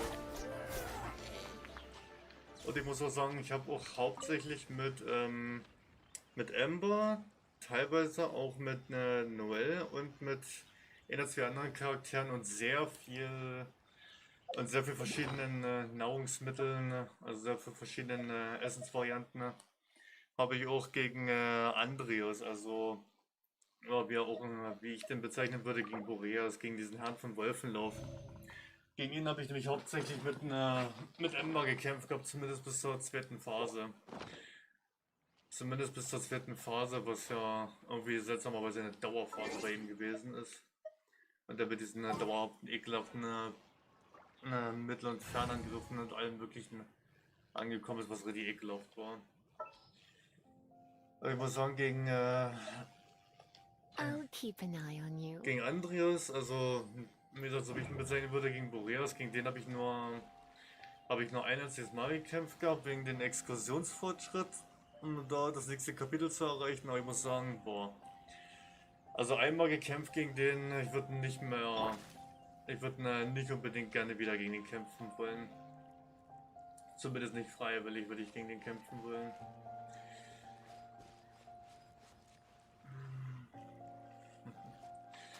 Ja, wie gesagt, mit Ember nutze ich meistens eigentlich nur diese aufgeladenen Pfeile. Und mit jetzt, wenn ich mit ihr kämpfe, dann nutze ich meistens nur die aufgeladenen Pfeile, wenn dann auch nur gegen bestimmte Gegner. Okay, jetzt muss ich doch mal gucken. In die Richtung im Norden ist, was war los gewesen? Süden, Osten, Westen, Norden, also das nördliche zuletzt. Man müsste ja so als erstes dann bitte von der Reihenfolge richtig hier mit dem Norden. Oh, das hier unten als erstes aktivieren. Da. Jetzt muss ich jetzt schon wieder mal ganz kurz auf Ember wechseln. Nur wegen so einer blöden Kiste. Leave it to me. Nur wegen so einer blöden Kiste mal hier ranzukommen. Gut. So, dann kann ich ja wieder vorübergehend auf meinen Hauptcharakter wieder einmal wechseln. This world is full of unsolved mysteries. Okay. Als erstes das hier unten. Das wäre Nummer 1. Das südliche, dann das östliche. Dann als nächstes das westliche.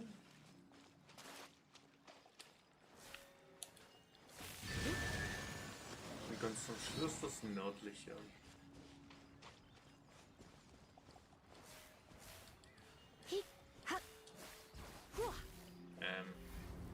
So. You've been a naughty boy. Jetzt zum Schauplatz des gebrochenen Siegels. Look! Huh. The seal really was broken! Mr. Zhongli is indeed quite remarkable. It was nothing, really. Now, it's time that people learn the hidden truth, lost to time.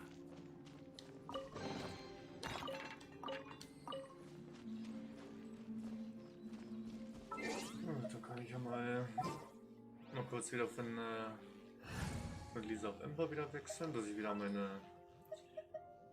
Leave it to me. Dass ich wieder so ein bisschen meine Stammcharaktere wieder habe. In den gewohnten Plätzen. Ach ja, da muss ja wieder ein riesen Umweg hier gehen. Ach ja, riesen Umweg wieder gehen.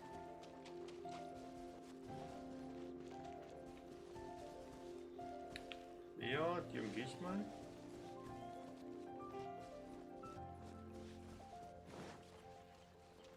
Den großen hier umgehe ich sowieso. Gegen den habe ich sowieso gar keine Lust zu kämpfen, großartig. Aber dann wird er bestimmt auch so Stufe 70, 71 sein. Ach ja, für solche Kämpfe muss ich langsam echt mal meine ganzen Charaktere alle noch ein bisschen weiter leveln. Und vor allem die ganzen Waffen verstärken.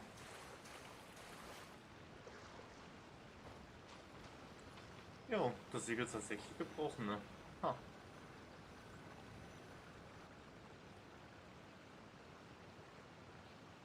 Before entering the ruin, I have a proposal that will help us prevent the kind of senseless arguing between you two that we saw at Guyenstone Forest. Okay. What is it? I propose you two agree upon a contract, stipulating that we alternate who gets claim to each treasure we encounter, with only one object permitted per claim. To show my sincerity, I won't be taking any treasure. This will just be between you all.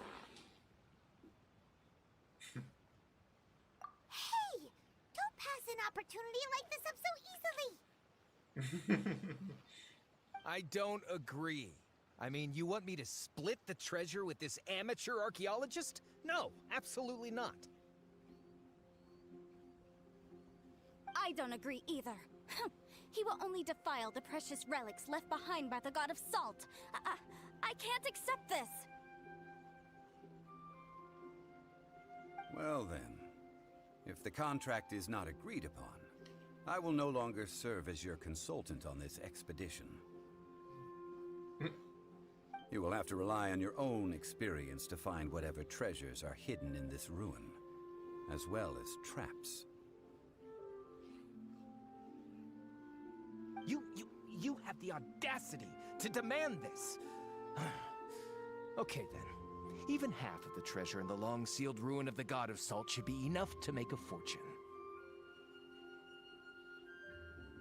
If you want me to agree upon this contract, so be it. I just have one request, Mr. Zhongli. If we discover the truth behind the God of Salt, you must judge it fairly, even if the truth harms Morax's image. I can accept this arrangement. Well then, let's go.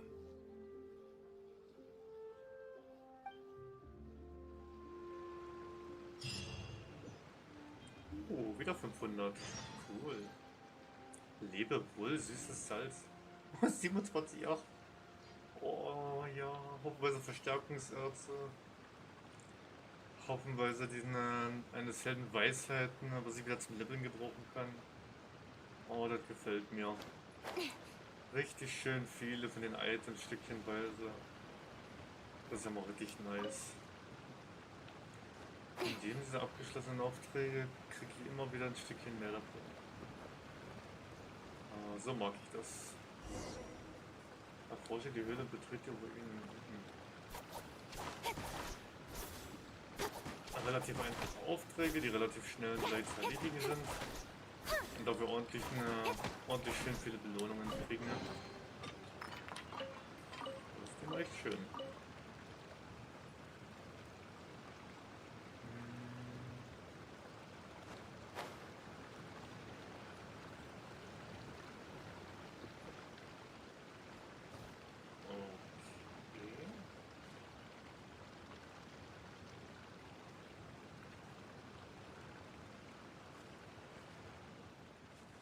Oh, Nachtjahre, die kann ich gebrauchen. Die brauche ich für bei Dow zum Leveln. Oh. I missed a spot. Cool, I must leave no stone nice. unturned. Someone needs Klemmer assistance. 2 Stück rausbekommen, so war nice. Aber die wieder ein bisschen weniger sammeln. Ja. Ja.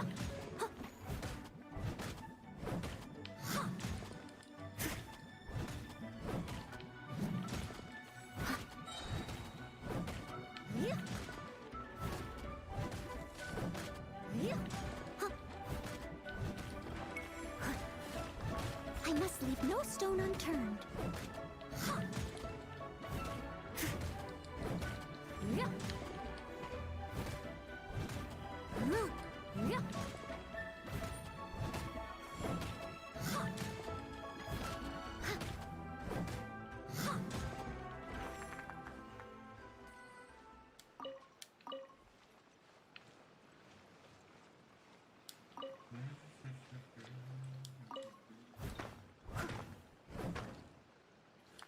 Oh, schade, nur immer Nachtjahre. Oh, na gut, jede Nachtjahre, die ich finde und mitnehmen kann, ist besser als gar keine.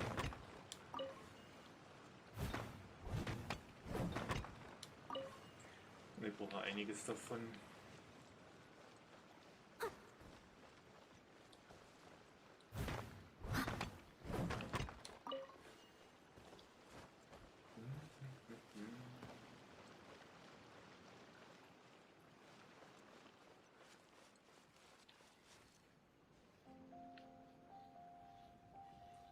Da vorne geht es anscheinend noch ein Stückchen weiter in den Berg rein.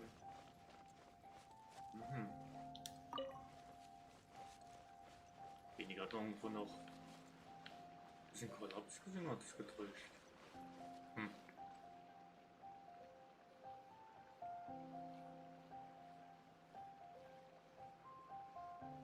Alles klar, Samir. Dann wünsche ich dir mal eine schöne. Dann wünsche ich dir eine schöne gute Nacht. Dann schlaf schön. Und ja, ich werde auf jeden Fall noch ein bisschen Spaß haben, das weiß ich. Ist auf jeden Fall sehr interessant hier.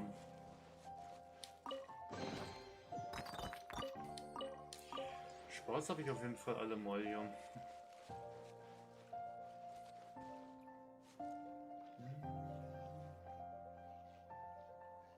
Da drüben ist noch ein bisschen Lab, ist es noch da drüben. Ne? Na gut, Fische können die mir zwar holen, aber...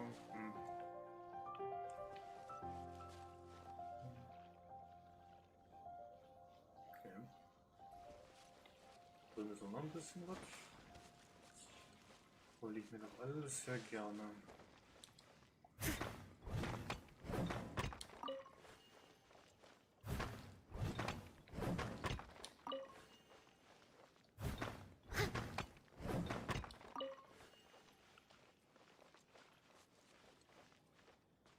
Naja, da vorne geht's dann weiter.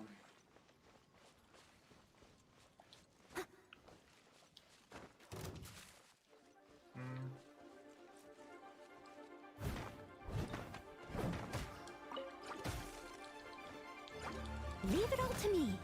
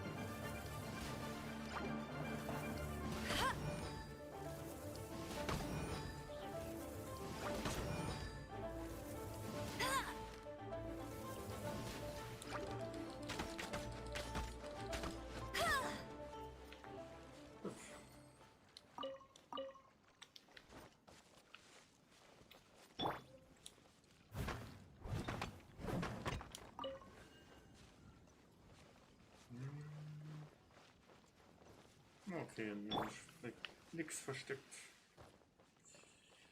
Nix versteckt. Ne? Okay, versteckt Stellen hier dahinter. Achso. Pflanzen brauche ich ja weniger. Oh, zumindest im Moment. Das Rätsel im Salz. Okay. Stufe 35.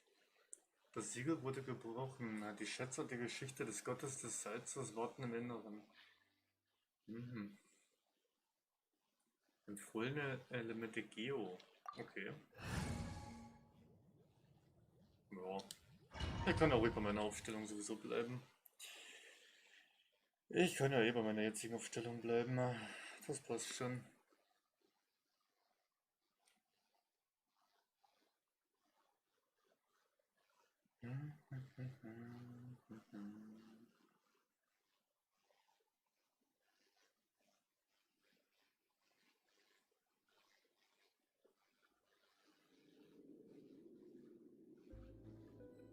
Oh, mit Zombie. Okay. Warum auch nicht? Ich muss mal gucken, was er denn so eigentlich kann. Okay. Ah. Was? Versteinerte Person? Eine seltsame Statue, die aus Salz besteht. Okay. Are these statues? No. These are people. Okay. Ugh. They were probably followers of the god of salt. How did they become this way? What in the world is hidden deep in this ruin? Gute Frage. Gute Frage, was sich hier in dieser Ruine verbirgt. Vor allem, wenn hier scheinbare Statuen von Menschen stehen, aber es in Wirklichkeit aber Menschen sind.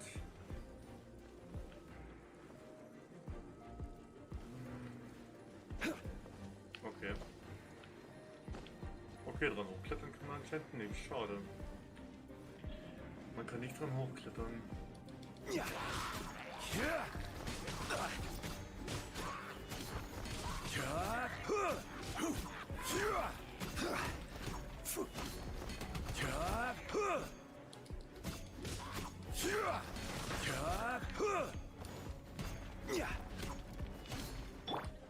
Ja, dann macht sich wieder mal ein bisschen besser. Mit dem großen Zweihänder. So. No.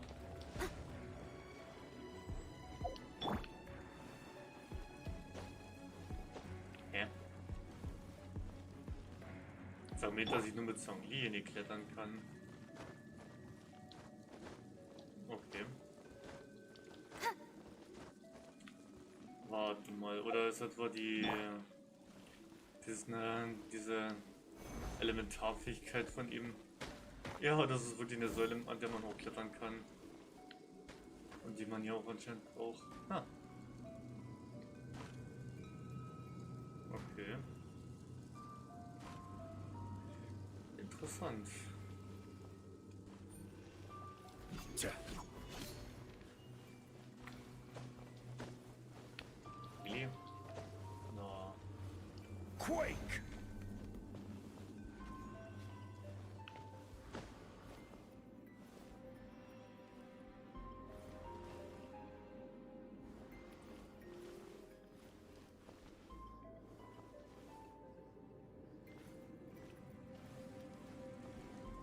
Salz verwandelten Anhänger.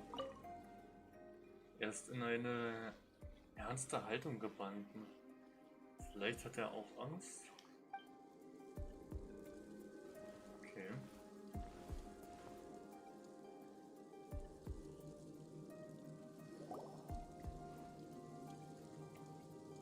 Look at this! It's filled halfway with salt. Just looks like a fancy salt holder. Seems like the god of salt was a god lacking in treasures. According to my knowledge, it's no ordinary vessel. Although it is only half full, it is also forever half full. That is to say, it is bottomless. What? You're saying that even if I pour the salt out, the amount inside won't change? Exactly. Able to produce endless salt. The god of salt is powerful indeed. Finally, after all that effort, I've found precious treasure. I claim this as mine. I just need to pour the endless salt into 1,000 or 10,000 bags. I can sell it and make a fortune. Hey! How can you use a relic of the god of salt for such a shallow pursuit? If Mr. Clement wants this salt chalice, then the next object we find will belong to Miss Wanyan, according to the contract agreed upon. Of course, as we agreed. But how can anything be worth more than this rare find? Since we have a contract, it's no use for me to fight with him. Then let's move on, shall we?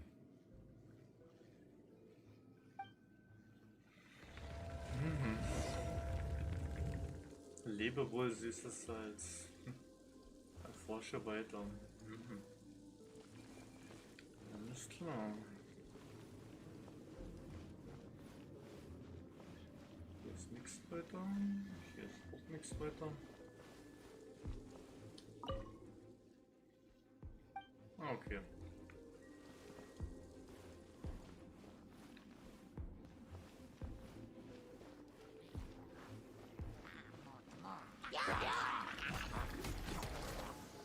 Ja. Leave it all to me. Hier macht sich eine neue wesentlich besser als Zhongli.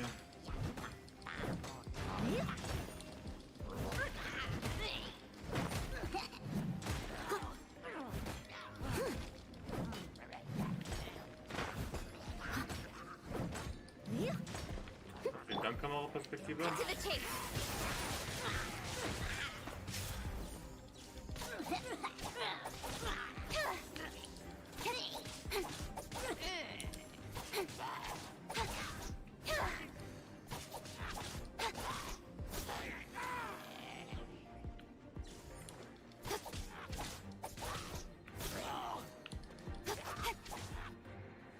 Und tschüss.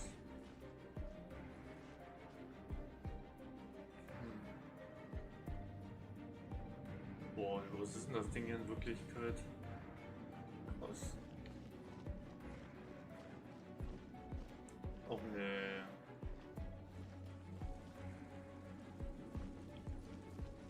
Das ist doch wieder so ein Zeitding.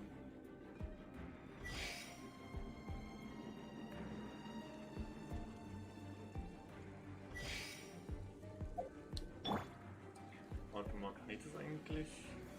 Stabilize. Naja, nicht so wirklich.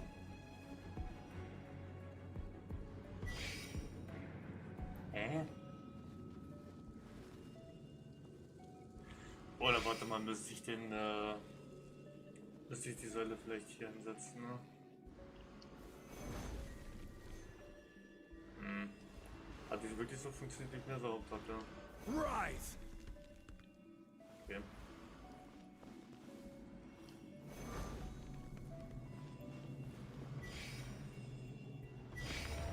Alles klar. Einfach nur die richtige Stelle finden, um damit das dann aktiviert wird.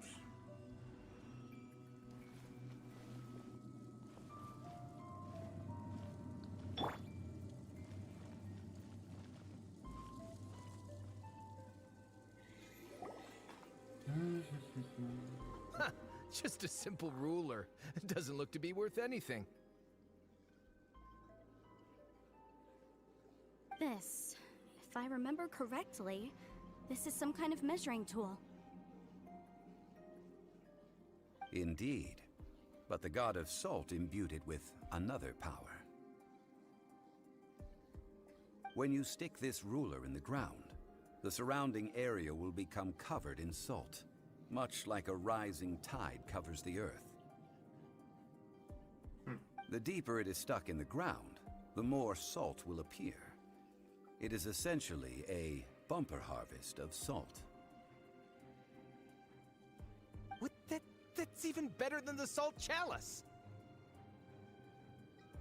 Well then, according to our contract, the salt ruler goes to Miss Wanyan. No, unacceptable. I paid for and organized this entire expedition. Why should I get the short end of the stick? And this girl has been useless! Why would she get anything? Oh boy, here we go again. Es geht wieder los. Während wir über unnütze Menschen sprechen, ne? So you are saying you want to break the contract? So what if I break it? Now that I've seen how the mechanisms in this ruin work, I no longer need you. Let's not forget who hired who here. Why should I let you make the rules? Because you agreed to a contract. Rex Lapis once said, "Ones who break their contracts shall suffer the wrath of the rock." That is one of your Liyue gods. I am from Snezhnaya. I will suffer the wrath of the rock. You may find it rather unpleasant.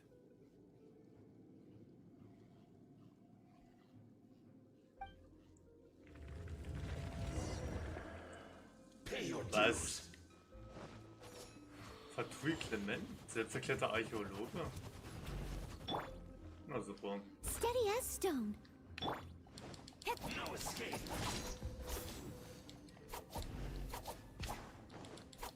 Prepare yourself. So soon.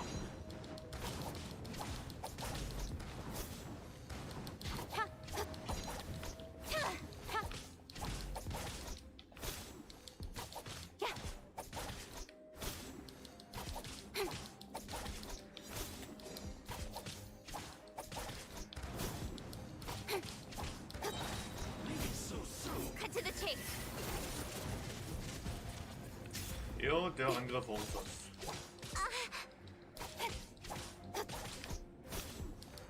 Der war umsonst gewesen. I must leave no stone unturned.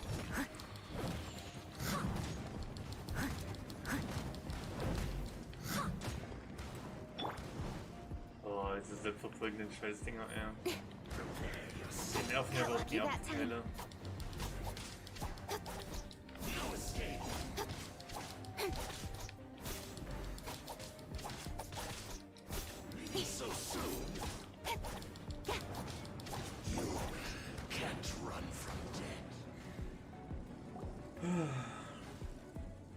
I shall confiscate your treasure as well. You are not worthy to continue any further into the ruin. Leave this place. Oh, darn you! Just you wait.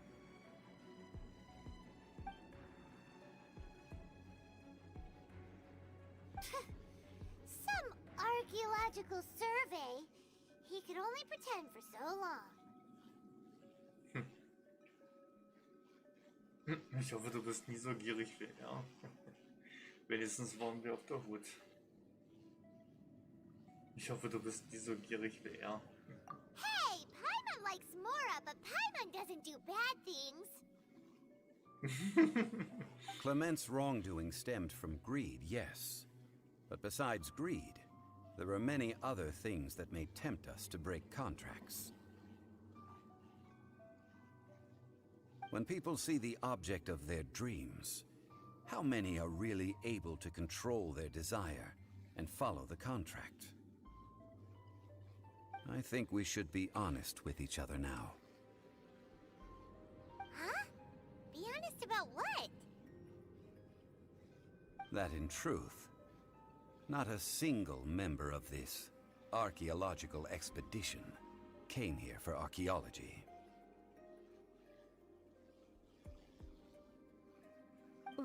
Why do you say that? Miss, you lack even the most basic archaeological knowledge, and can recognize naught but a few simple relics. However, you are an expert when it comes to anything regarding the god of salt. You aren't interested in archaeology or relics. What you're really interested in is the god of salt. I believe those legends about the god of salt that you mentioned on the Pearl Galley are passed down between generations at Yinyuan Hall. Okay, that's enough. Sir, you are indeed a man of great knowledge and talents. I seem to have been right to seek you out once I plucked up my courage.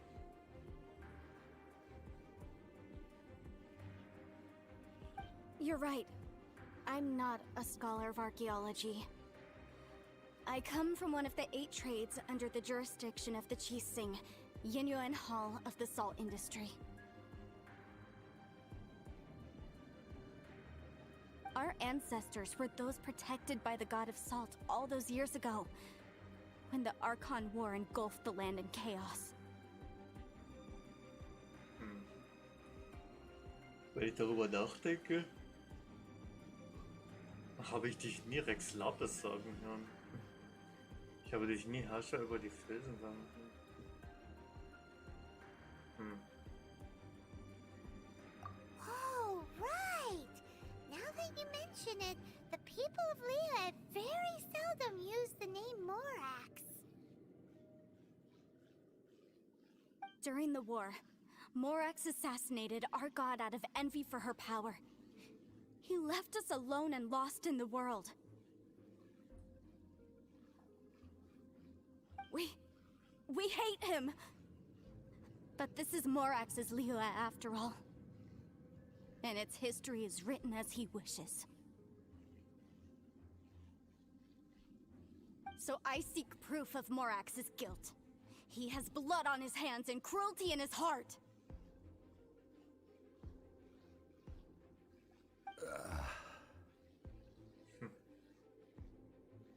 We agreed to a contract that we will face the truth head on, didn't we, Mr. Zhongli?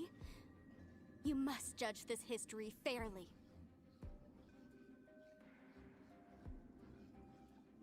Naturally, of course. But I must add, Liyue is no longer Morax's Liyue. Come with me. All the answers you seek lie ahead.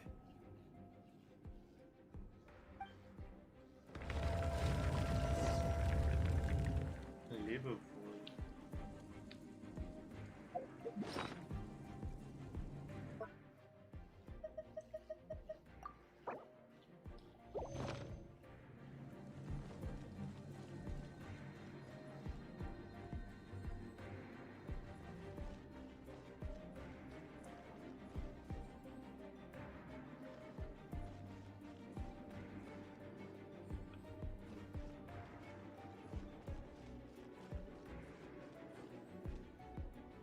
Okay, da drüben ist irgendwie hin. Ah. Dass ich einmal drum rumgelaufen bin. Jetzt hätte ich glatt hinlegen, das halbe sein.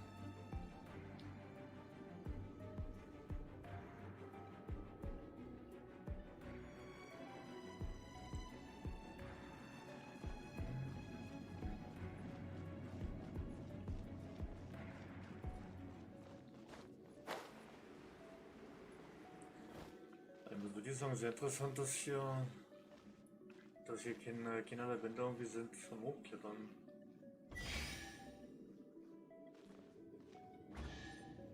Ah, wieder so ein Ding. Oh, Mist. Quake! Yep. Noch ein Stückchen zu weit vorn. Crumble! Okay, dann muss ich kurz warten, bis die erste Säule anscheinend weg ist.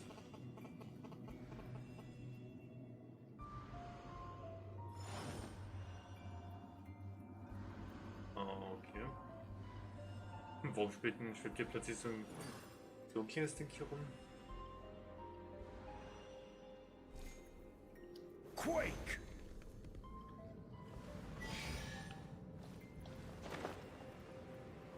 So.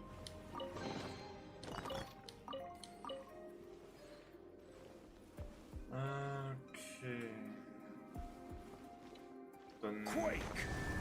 einmal das Teil. Quake! Einmal das. Crumble! Und einmal das. Und es hat vom Timing her gerade so gereicht. Oh, super.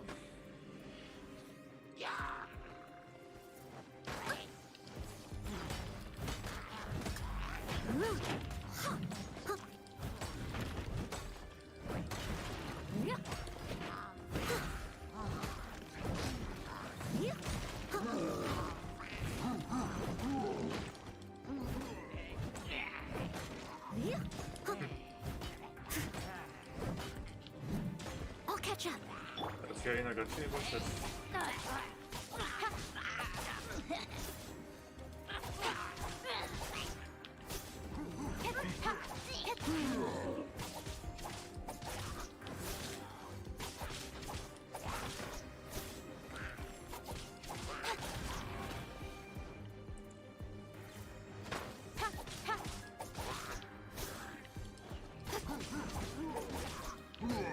Ja, genau.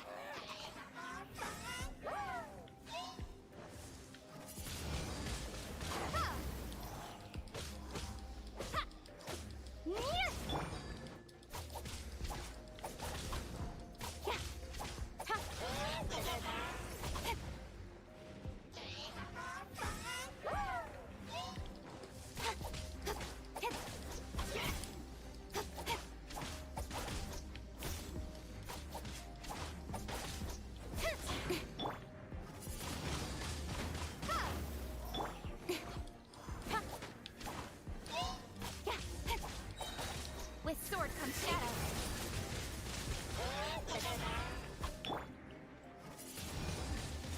Ha! Be gone!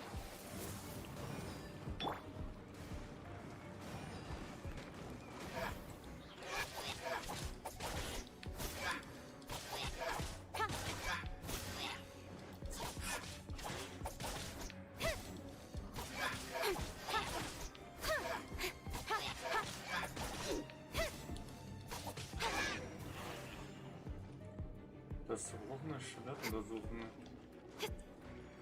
Ach ja, jetzt kommen wir ja wieder nur mit der Fähigkeit von Sanguino daran.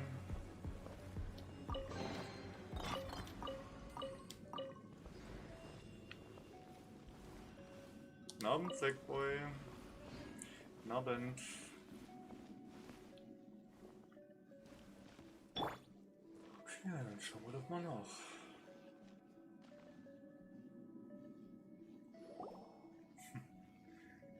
Jo, schönen Abend, ihr Obernässer. This is a sword? Schönen Abend euch beten. Ja, ja. Aha! It's a broken sword! This is proof! This proves that the god of salt had to fight back. Fight back against the evil Morax. But sadly, she was defeated. The power of this sword surely is much greater than that of the Salt Chalice and Salt Ruler. If we can repair the sword, then we can show the world the mighty power of the god of salt.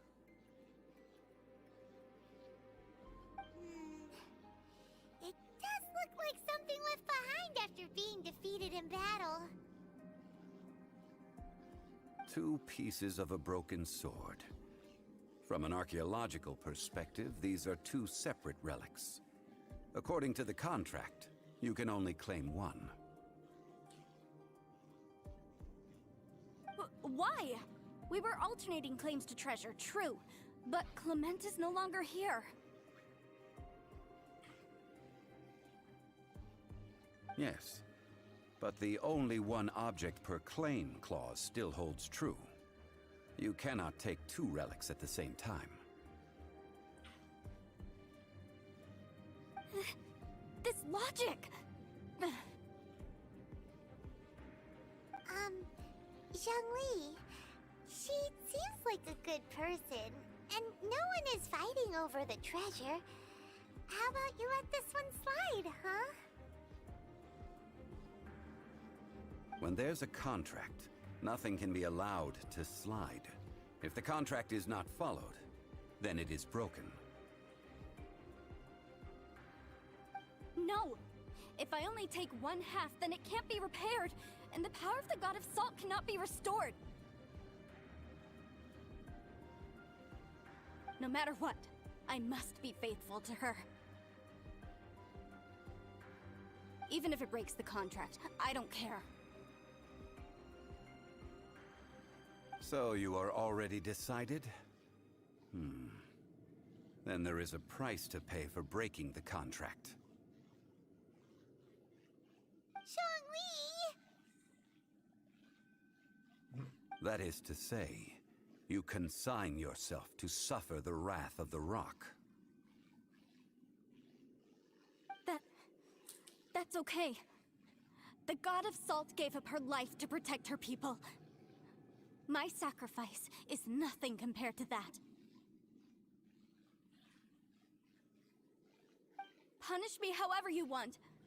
Just let me take this proof of my faith. No, you can't hit her! Perhaps that punishment would be easier for her, but as punishment, I will tell you the truth. Zur Strafe erzähle ich dir die Wahrheit. Huh? Okay. Eine Wahrheit als Strafe? The truth? You mean the truth is my punishment? Yes. The truth that I am about to tell you shall be your price to pay for breaking the contract.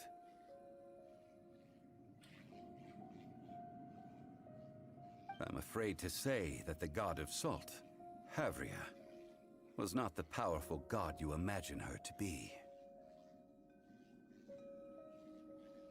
Rather, she was a small and weak god who yielded to all other gods.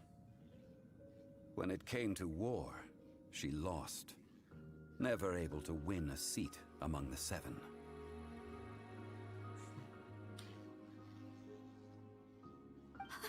What?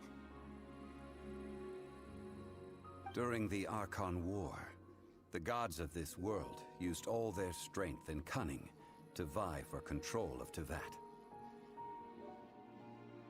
But Havria instead chose to flee. She thought that by giving up before a fight could start, she could save herself and her people from the war. However, during such a long war, there is no end to the advances of aggressors. After making countless concessions, Havria lost all of her lands, until only one small haven remained. No. No! It can't be so. In her last days, she had not even a single blade to defend her people with.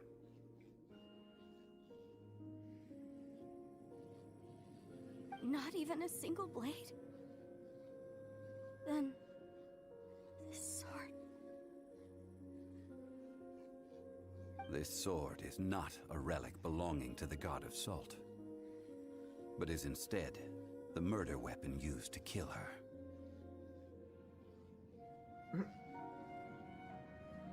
Murder weapon? Das soll keine Reliquie von der Göttin des Salzes sein, sondern die Waffe, mit der sie getötet wurde. No! That's not true! That can't be true! You're trying to test my faith in the god of salt! As I said before, I only state the facts.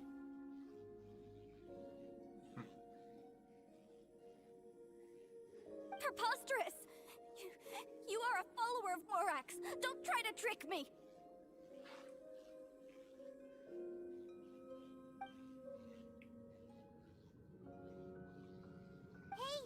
Hey! Come back!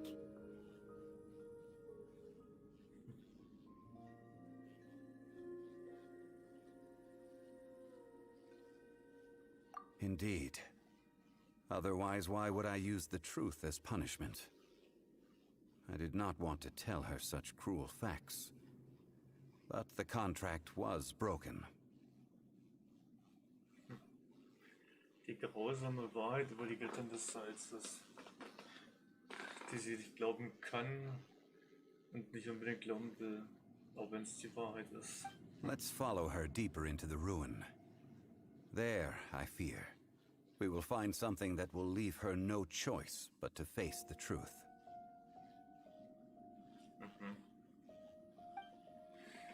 Okay.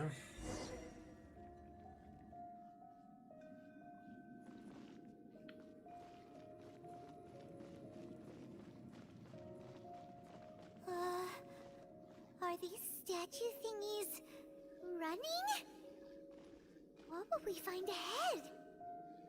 Salt. And betrayal.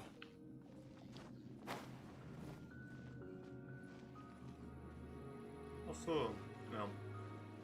Jetzt geht's natürlich in das Zentrum rein. Er scheint vor etwas geflohen zu sein. Es muss etwas Schreckliches gewesen sein. Kein Zweifel. Sind die wirklich vorhin geflohen sind? Okay.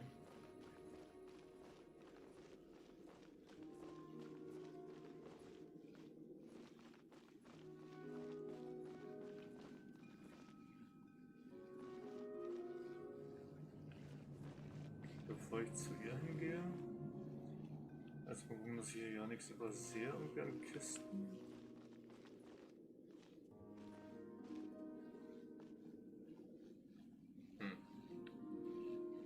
Nichts zu mitnehmen. Keine Kiste. Schade.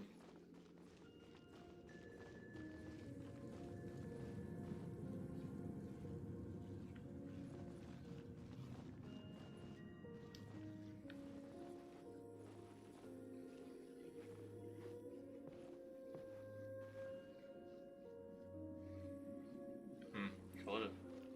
Keine Kisten, ne? Nichts zum Mitnehmen.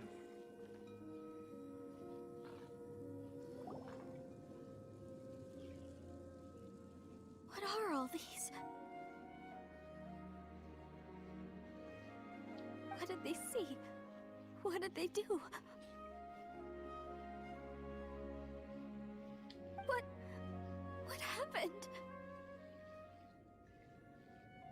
Since you do not trust me, let us continue onward.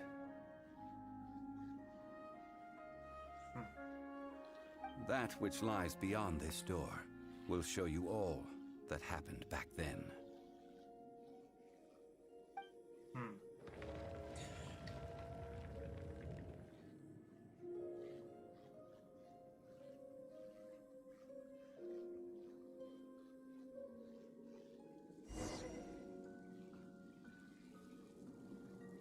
Werde Zeuge der Wahrheit.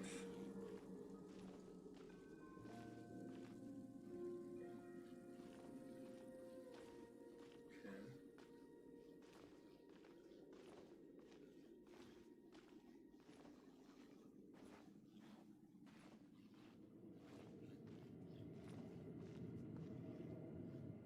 Soll Flore betrachten?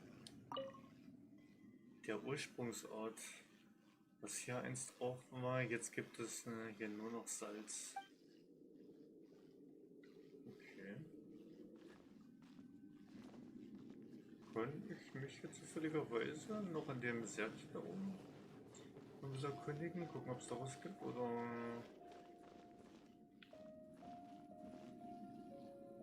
Schade. Nee, geht dann schon nicht.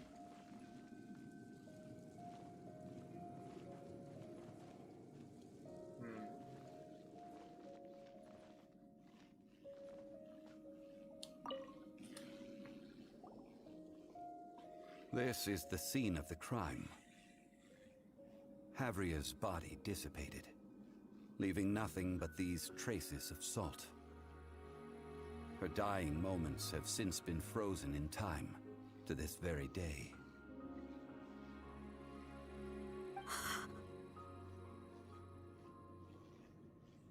The story continues that some among her people realized at last that this gentle, kind but weak god could never protect anyone in wartime. The Archon War was cruel in the extreme. Instead of consigning her to the agony of defeat, they thought perhaps it would be better to give her a quick release. But what about these statue thingies?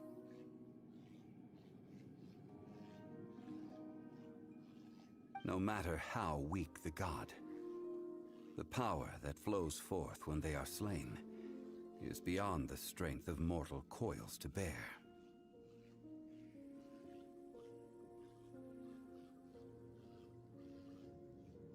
Those who could not flee were thus transformed. Those of her people who were untouched by this disaster left for Liyue, where they sought refuge with Rex Lapis. Their descendants feared Havria's remnants and lived in terror that she had laid upon them an eternal curse.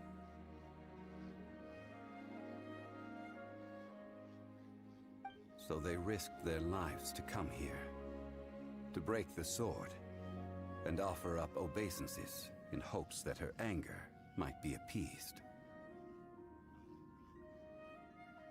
But they need not have done so. For how could a god who had never once resisted, even till the end, nurse hatred for her people in her heart?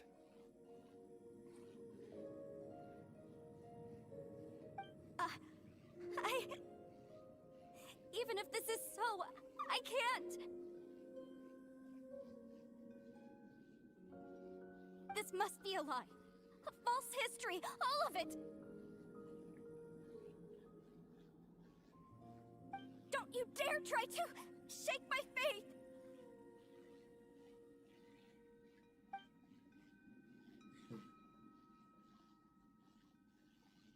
Yikes. Zhongli didn't show any mercy this time either. This is the price she must pay. Yet I would not call it a bad thing. Judging by how she appeared, I fear that she will struggle for a time. But even if she may not escape that struggle immediately, simply recognizing the truth is good enough for now. Du scheinst nur allzu vertraut zu sein damit, was mit der Göttin des Salzes geschehen ist. Du hast nicht nur einfach Gerüchte darüber gehört, wie das Siegel zu brechen ist, oder?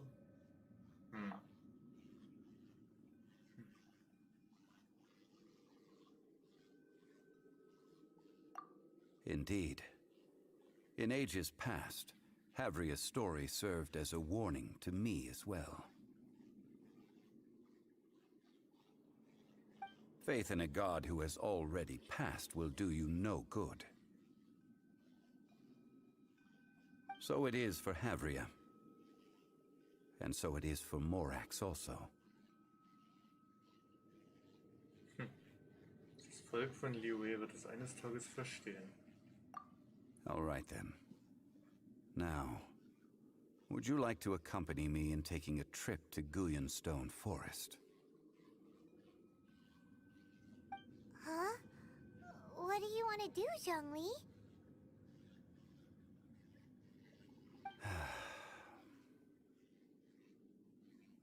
Treading old ground, telling old stories. One cannot help but be reminded of old acquaintances.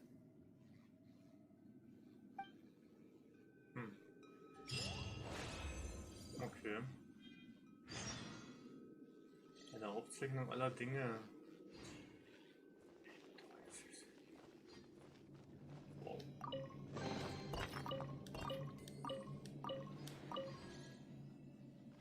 Eine Aufzeichnung alter Dinge.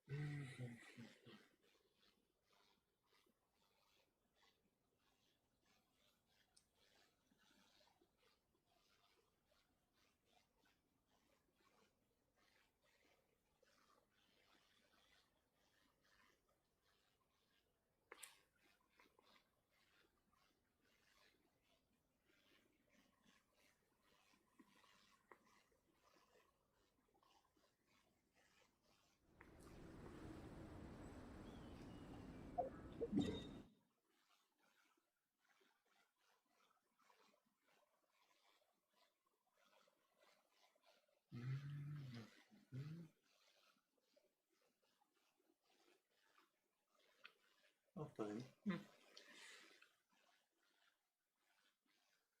Warte mal, dort wo der Oculus ist? Da war ich doch schon mal gewesen. Dort war ich doch schon mal. Okay. Da bin ich ja mal gespannt.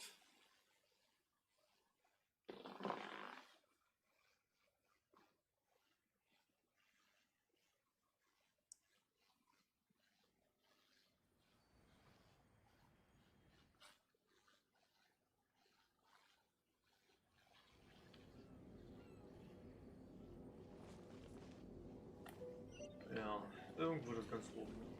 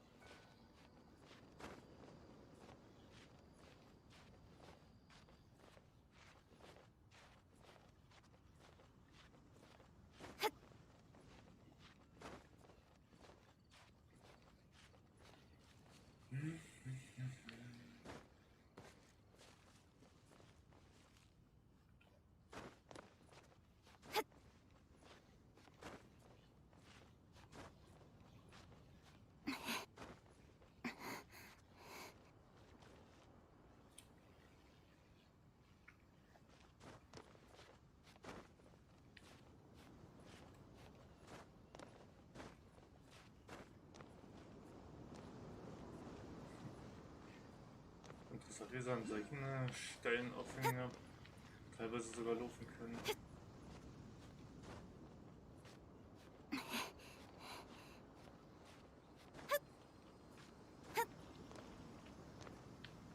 Ja, sie hat sich den höchstgelegenen Punkt hier ausgesucht. Oh, oh. Und da oben ist der verdammte Oculus, an den ich rankommen könnte, wenn ich wenn ich Zhongli als Charakter hätte. Oder wenn ich Venti hätte, dann würde ich auch an das Teil hier rankommen können. Aber so ist es ein kleines bisschen zu hoch. Now, I mentioned before that many gods of old have been sealed beneath the Guyan stone forest. The Adepti have presently handed Liyue over to mortals, and Havria's time was even further in the past. The Salt Chalice and Salt Ruler that she left behind should not return to Liyue. To leave them here is to let them slumber. And it is also a homecoming.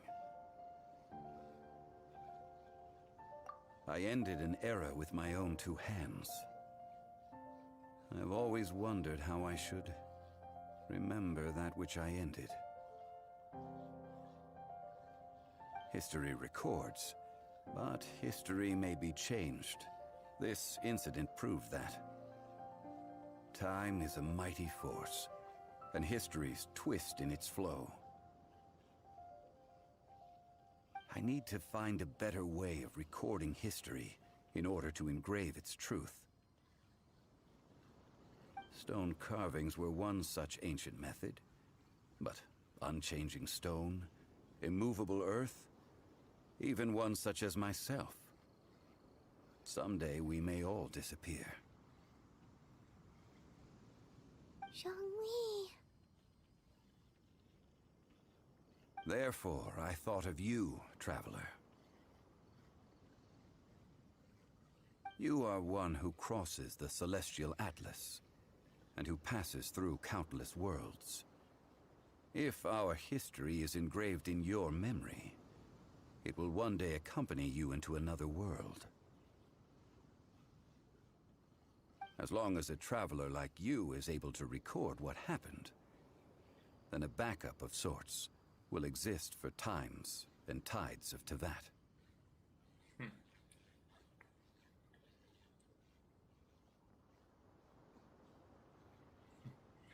Deswegen sollten wir mitkommen anscheinend. Sounds like tough work. Now then, it is time that we consigned both the Salt Chalice and Salt Ruler to the sea. Huh? Why do we need to throw them into the sea? As I said before, this is the place to which the remnants of many bygone gods are consigned. This includes Osial, Overlord of the Vortex, who the Jade Chamber most recently returned to this ocean prison.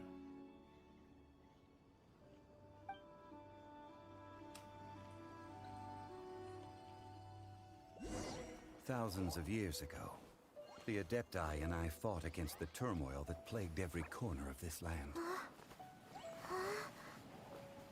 Guyan Stone Forest, where I sealed many gods with my spears. After so long, naught but folktales remain. Osial, you and I were foes. But our ancient grudge is but a bygone memory now.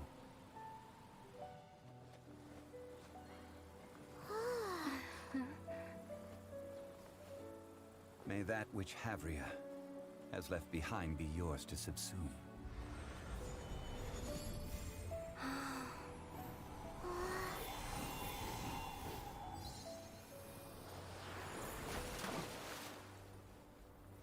And thus another spark of divinity departs from Liyue.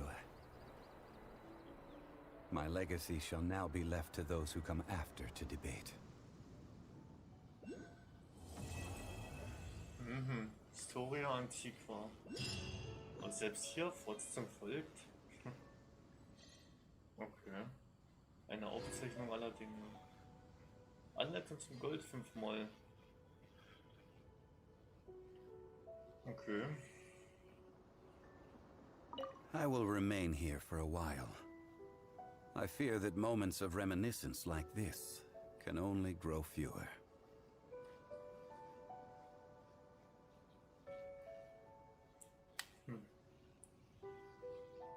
Hier nicht die Macht von Osial wachsen lassen. Though the Salt Chalice and Salt Ruler do have power in their own right, they are nothing before Osial. If a day comes when he should recover his strength and return, I believe that even so, he will be defeated once more. Okay. I will remain here for a while. I fear that moments of reminiscence like this can only grow fewer. We did not measure right and wrong during the days of the Archon War in the same manner as we do today. Of course, as I am now, I only wish that she could have lived in a gentler time. Of course, as I am now, I only wish that she could have lived in a gentler time.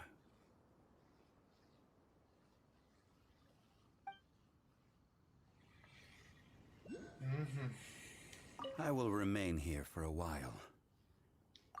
That is a good question. In the past, I might have given you a most specific answer. But now... Yes. I suppose I will continue in my role as a consultant at Wangsheng Funeral Parlor. But if this journey was to your liking, why don't you come along the next time I am seeking to preserve memories of Liyue's past?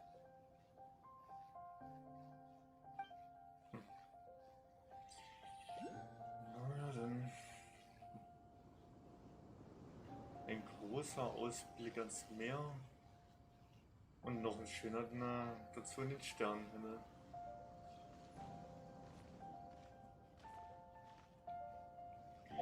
Könnte ich ja gerade mal was gucken. Hab ich denn eigentlich?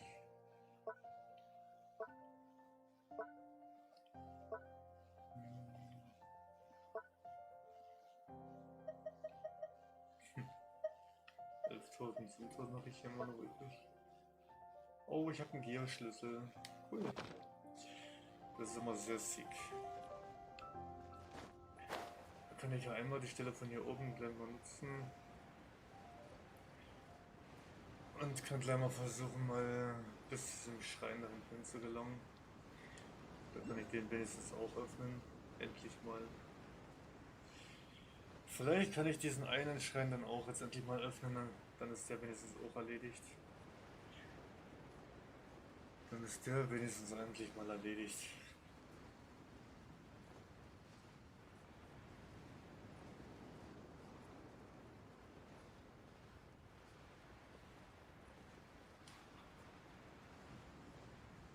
Naja. Ein paar Geo-Echsen. Ne?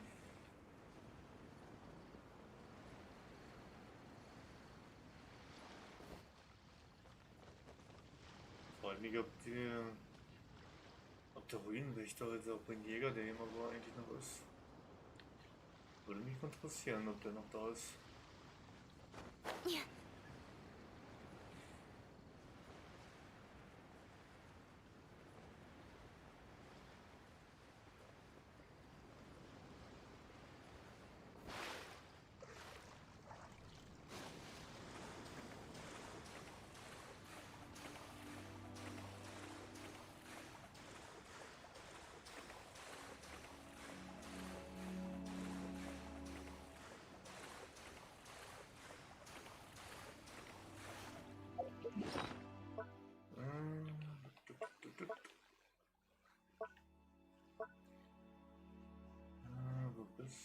Wo ist das Ding? Ach, das war's gewesen, ne? So, kurz mal nehmen. Und gut, mal das bisschen Ausdauer noch auftanken. Dass es noch ausreicht, um ein bisschen im Schrein zu kommen.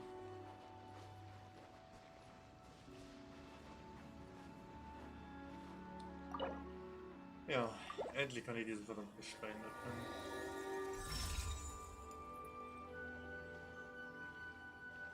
Und damit kann ich auch die kleine Markierung weglassen.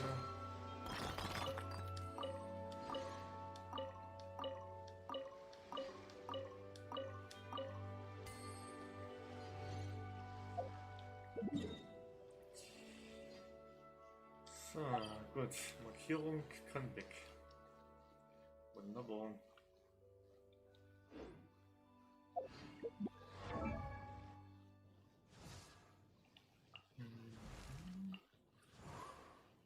Okay, sie könnte ich noch leveln. Okay, ja, habe ich noch ein paar Stufen übrig.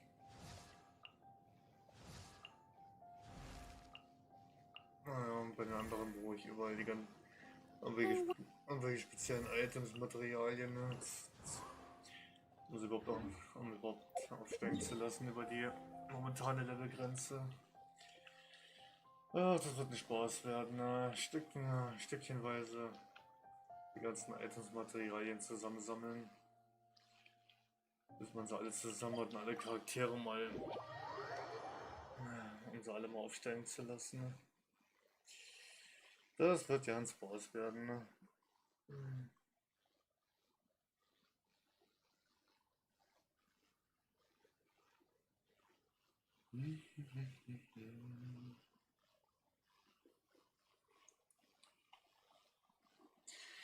Na gut, dann hole ich mir bloß noch die ganzen geschmiedeten Ärzte nur noch.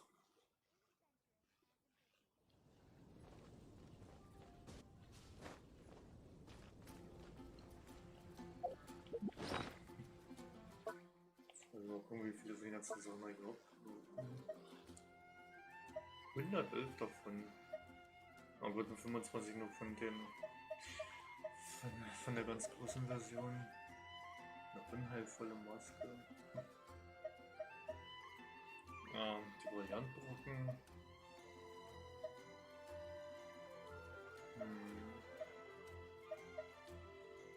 1,3 Millionen. 2300 Urgesteine, 1,3 Millionen. Halleluja. Warte mal, kann ich eigentlich noch was gucken, ne? Wie sieht es denn eigentlich bei den Gebeten aus? Okay, hier habe ich nichts. Und hier habe ich 3 beim Standard.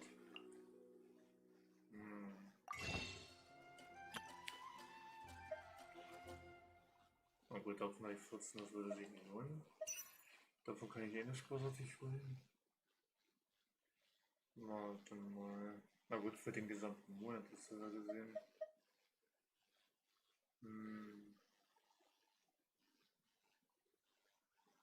Obwohl, ein bisschen von den verdreckten Masken, ein bisschen durch den Nektar und alles. Das wäre eigentlich gar nicht nur so schlechte Idee, mal den ganzen Sternstoff für einige kleine Items zu nutzen, ne? Die ich sonst haufenweise sammeln müsste extra. 1600. Na gut, aber das ist ja 12 Tage noch.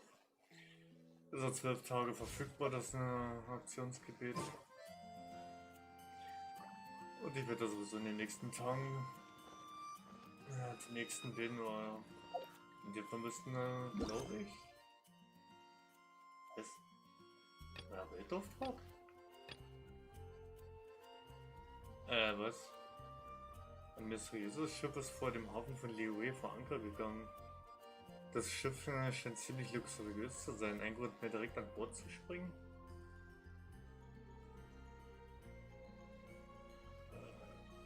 Fordere ein Einladungsschreiben von der Besatzung des Schiffs. Och nee, sag mir nicht das. Damit ist das Schiff gemeint, wo man Zhongli getroffen hat. Ach du Schande. Na gut, also hat sie zumindest in einen Weltauftrag mit diesem komischen Schiff. Und dann noch die letzten beiden Legendenaufträge. Wolkenmeer und Menschenmeer.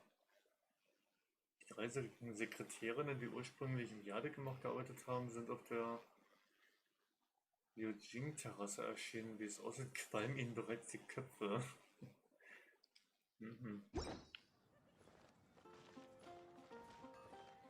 Naja, einmal kurz mal zum Schmied. Die ganzen Erze holen.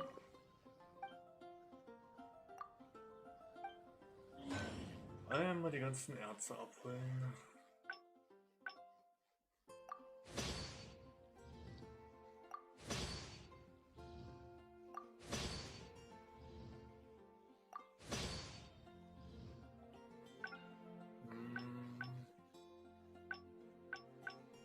Aber gut, davon kann ich ruhig noch einige herrschen. Ruhig noch einige machen. Davon habe ich ja genug. Achso, 10 Stück brauche ich pro Kristall.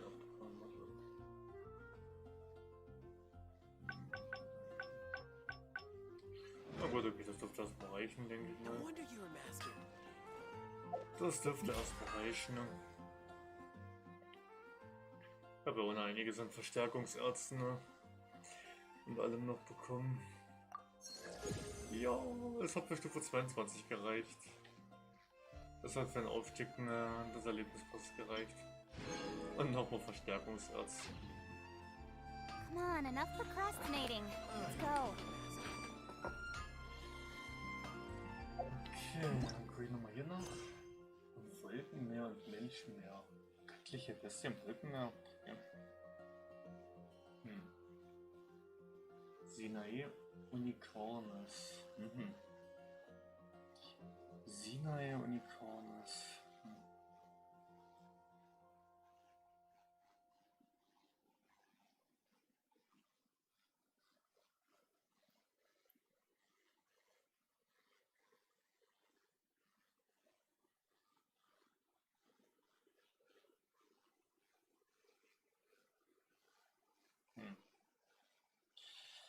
So, das war auch erstmal erledigt. Sterne des Meeres. Come on, enough procrastinating. Night Jetzt bin ich schon wieder bei 6.730 von 10.550. Über die Hälfte an EPs habe ich schon wieder zusammen. Dass ich wieder brauche für Stufe 41. Boah. Ach ja. Ach.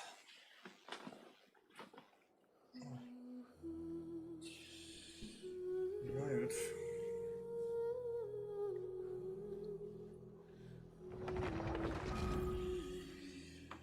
Na gut, dann ja. Dann werde ich mal Schluss machen für heute. Dürfte ich auf jeden Fall lange genug gemacht haben, denke ich mal. Naja. Knapp mal 3 Stunden, ne? Geht ja. Na gut. Na gut, dann würde ich mal sagen, vielen Dank fürs Zuhören an alle. Vielen Dank fürs dabei sein. Dann wünsche ich mal noch einen schönen Abend. Und später noch eine schöne gute Nacht. Und dann, ja. Dann würde ich mich freuen, wenn man sich dann vielleicht beim nächsten Mal wiedersehen würde. Bis dahin, macht's gut und bye bye.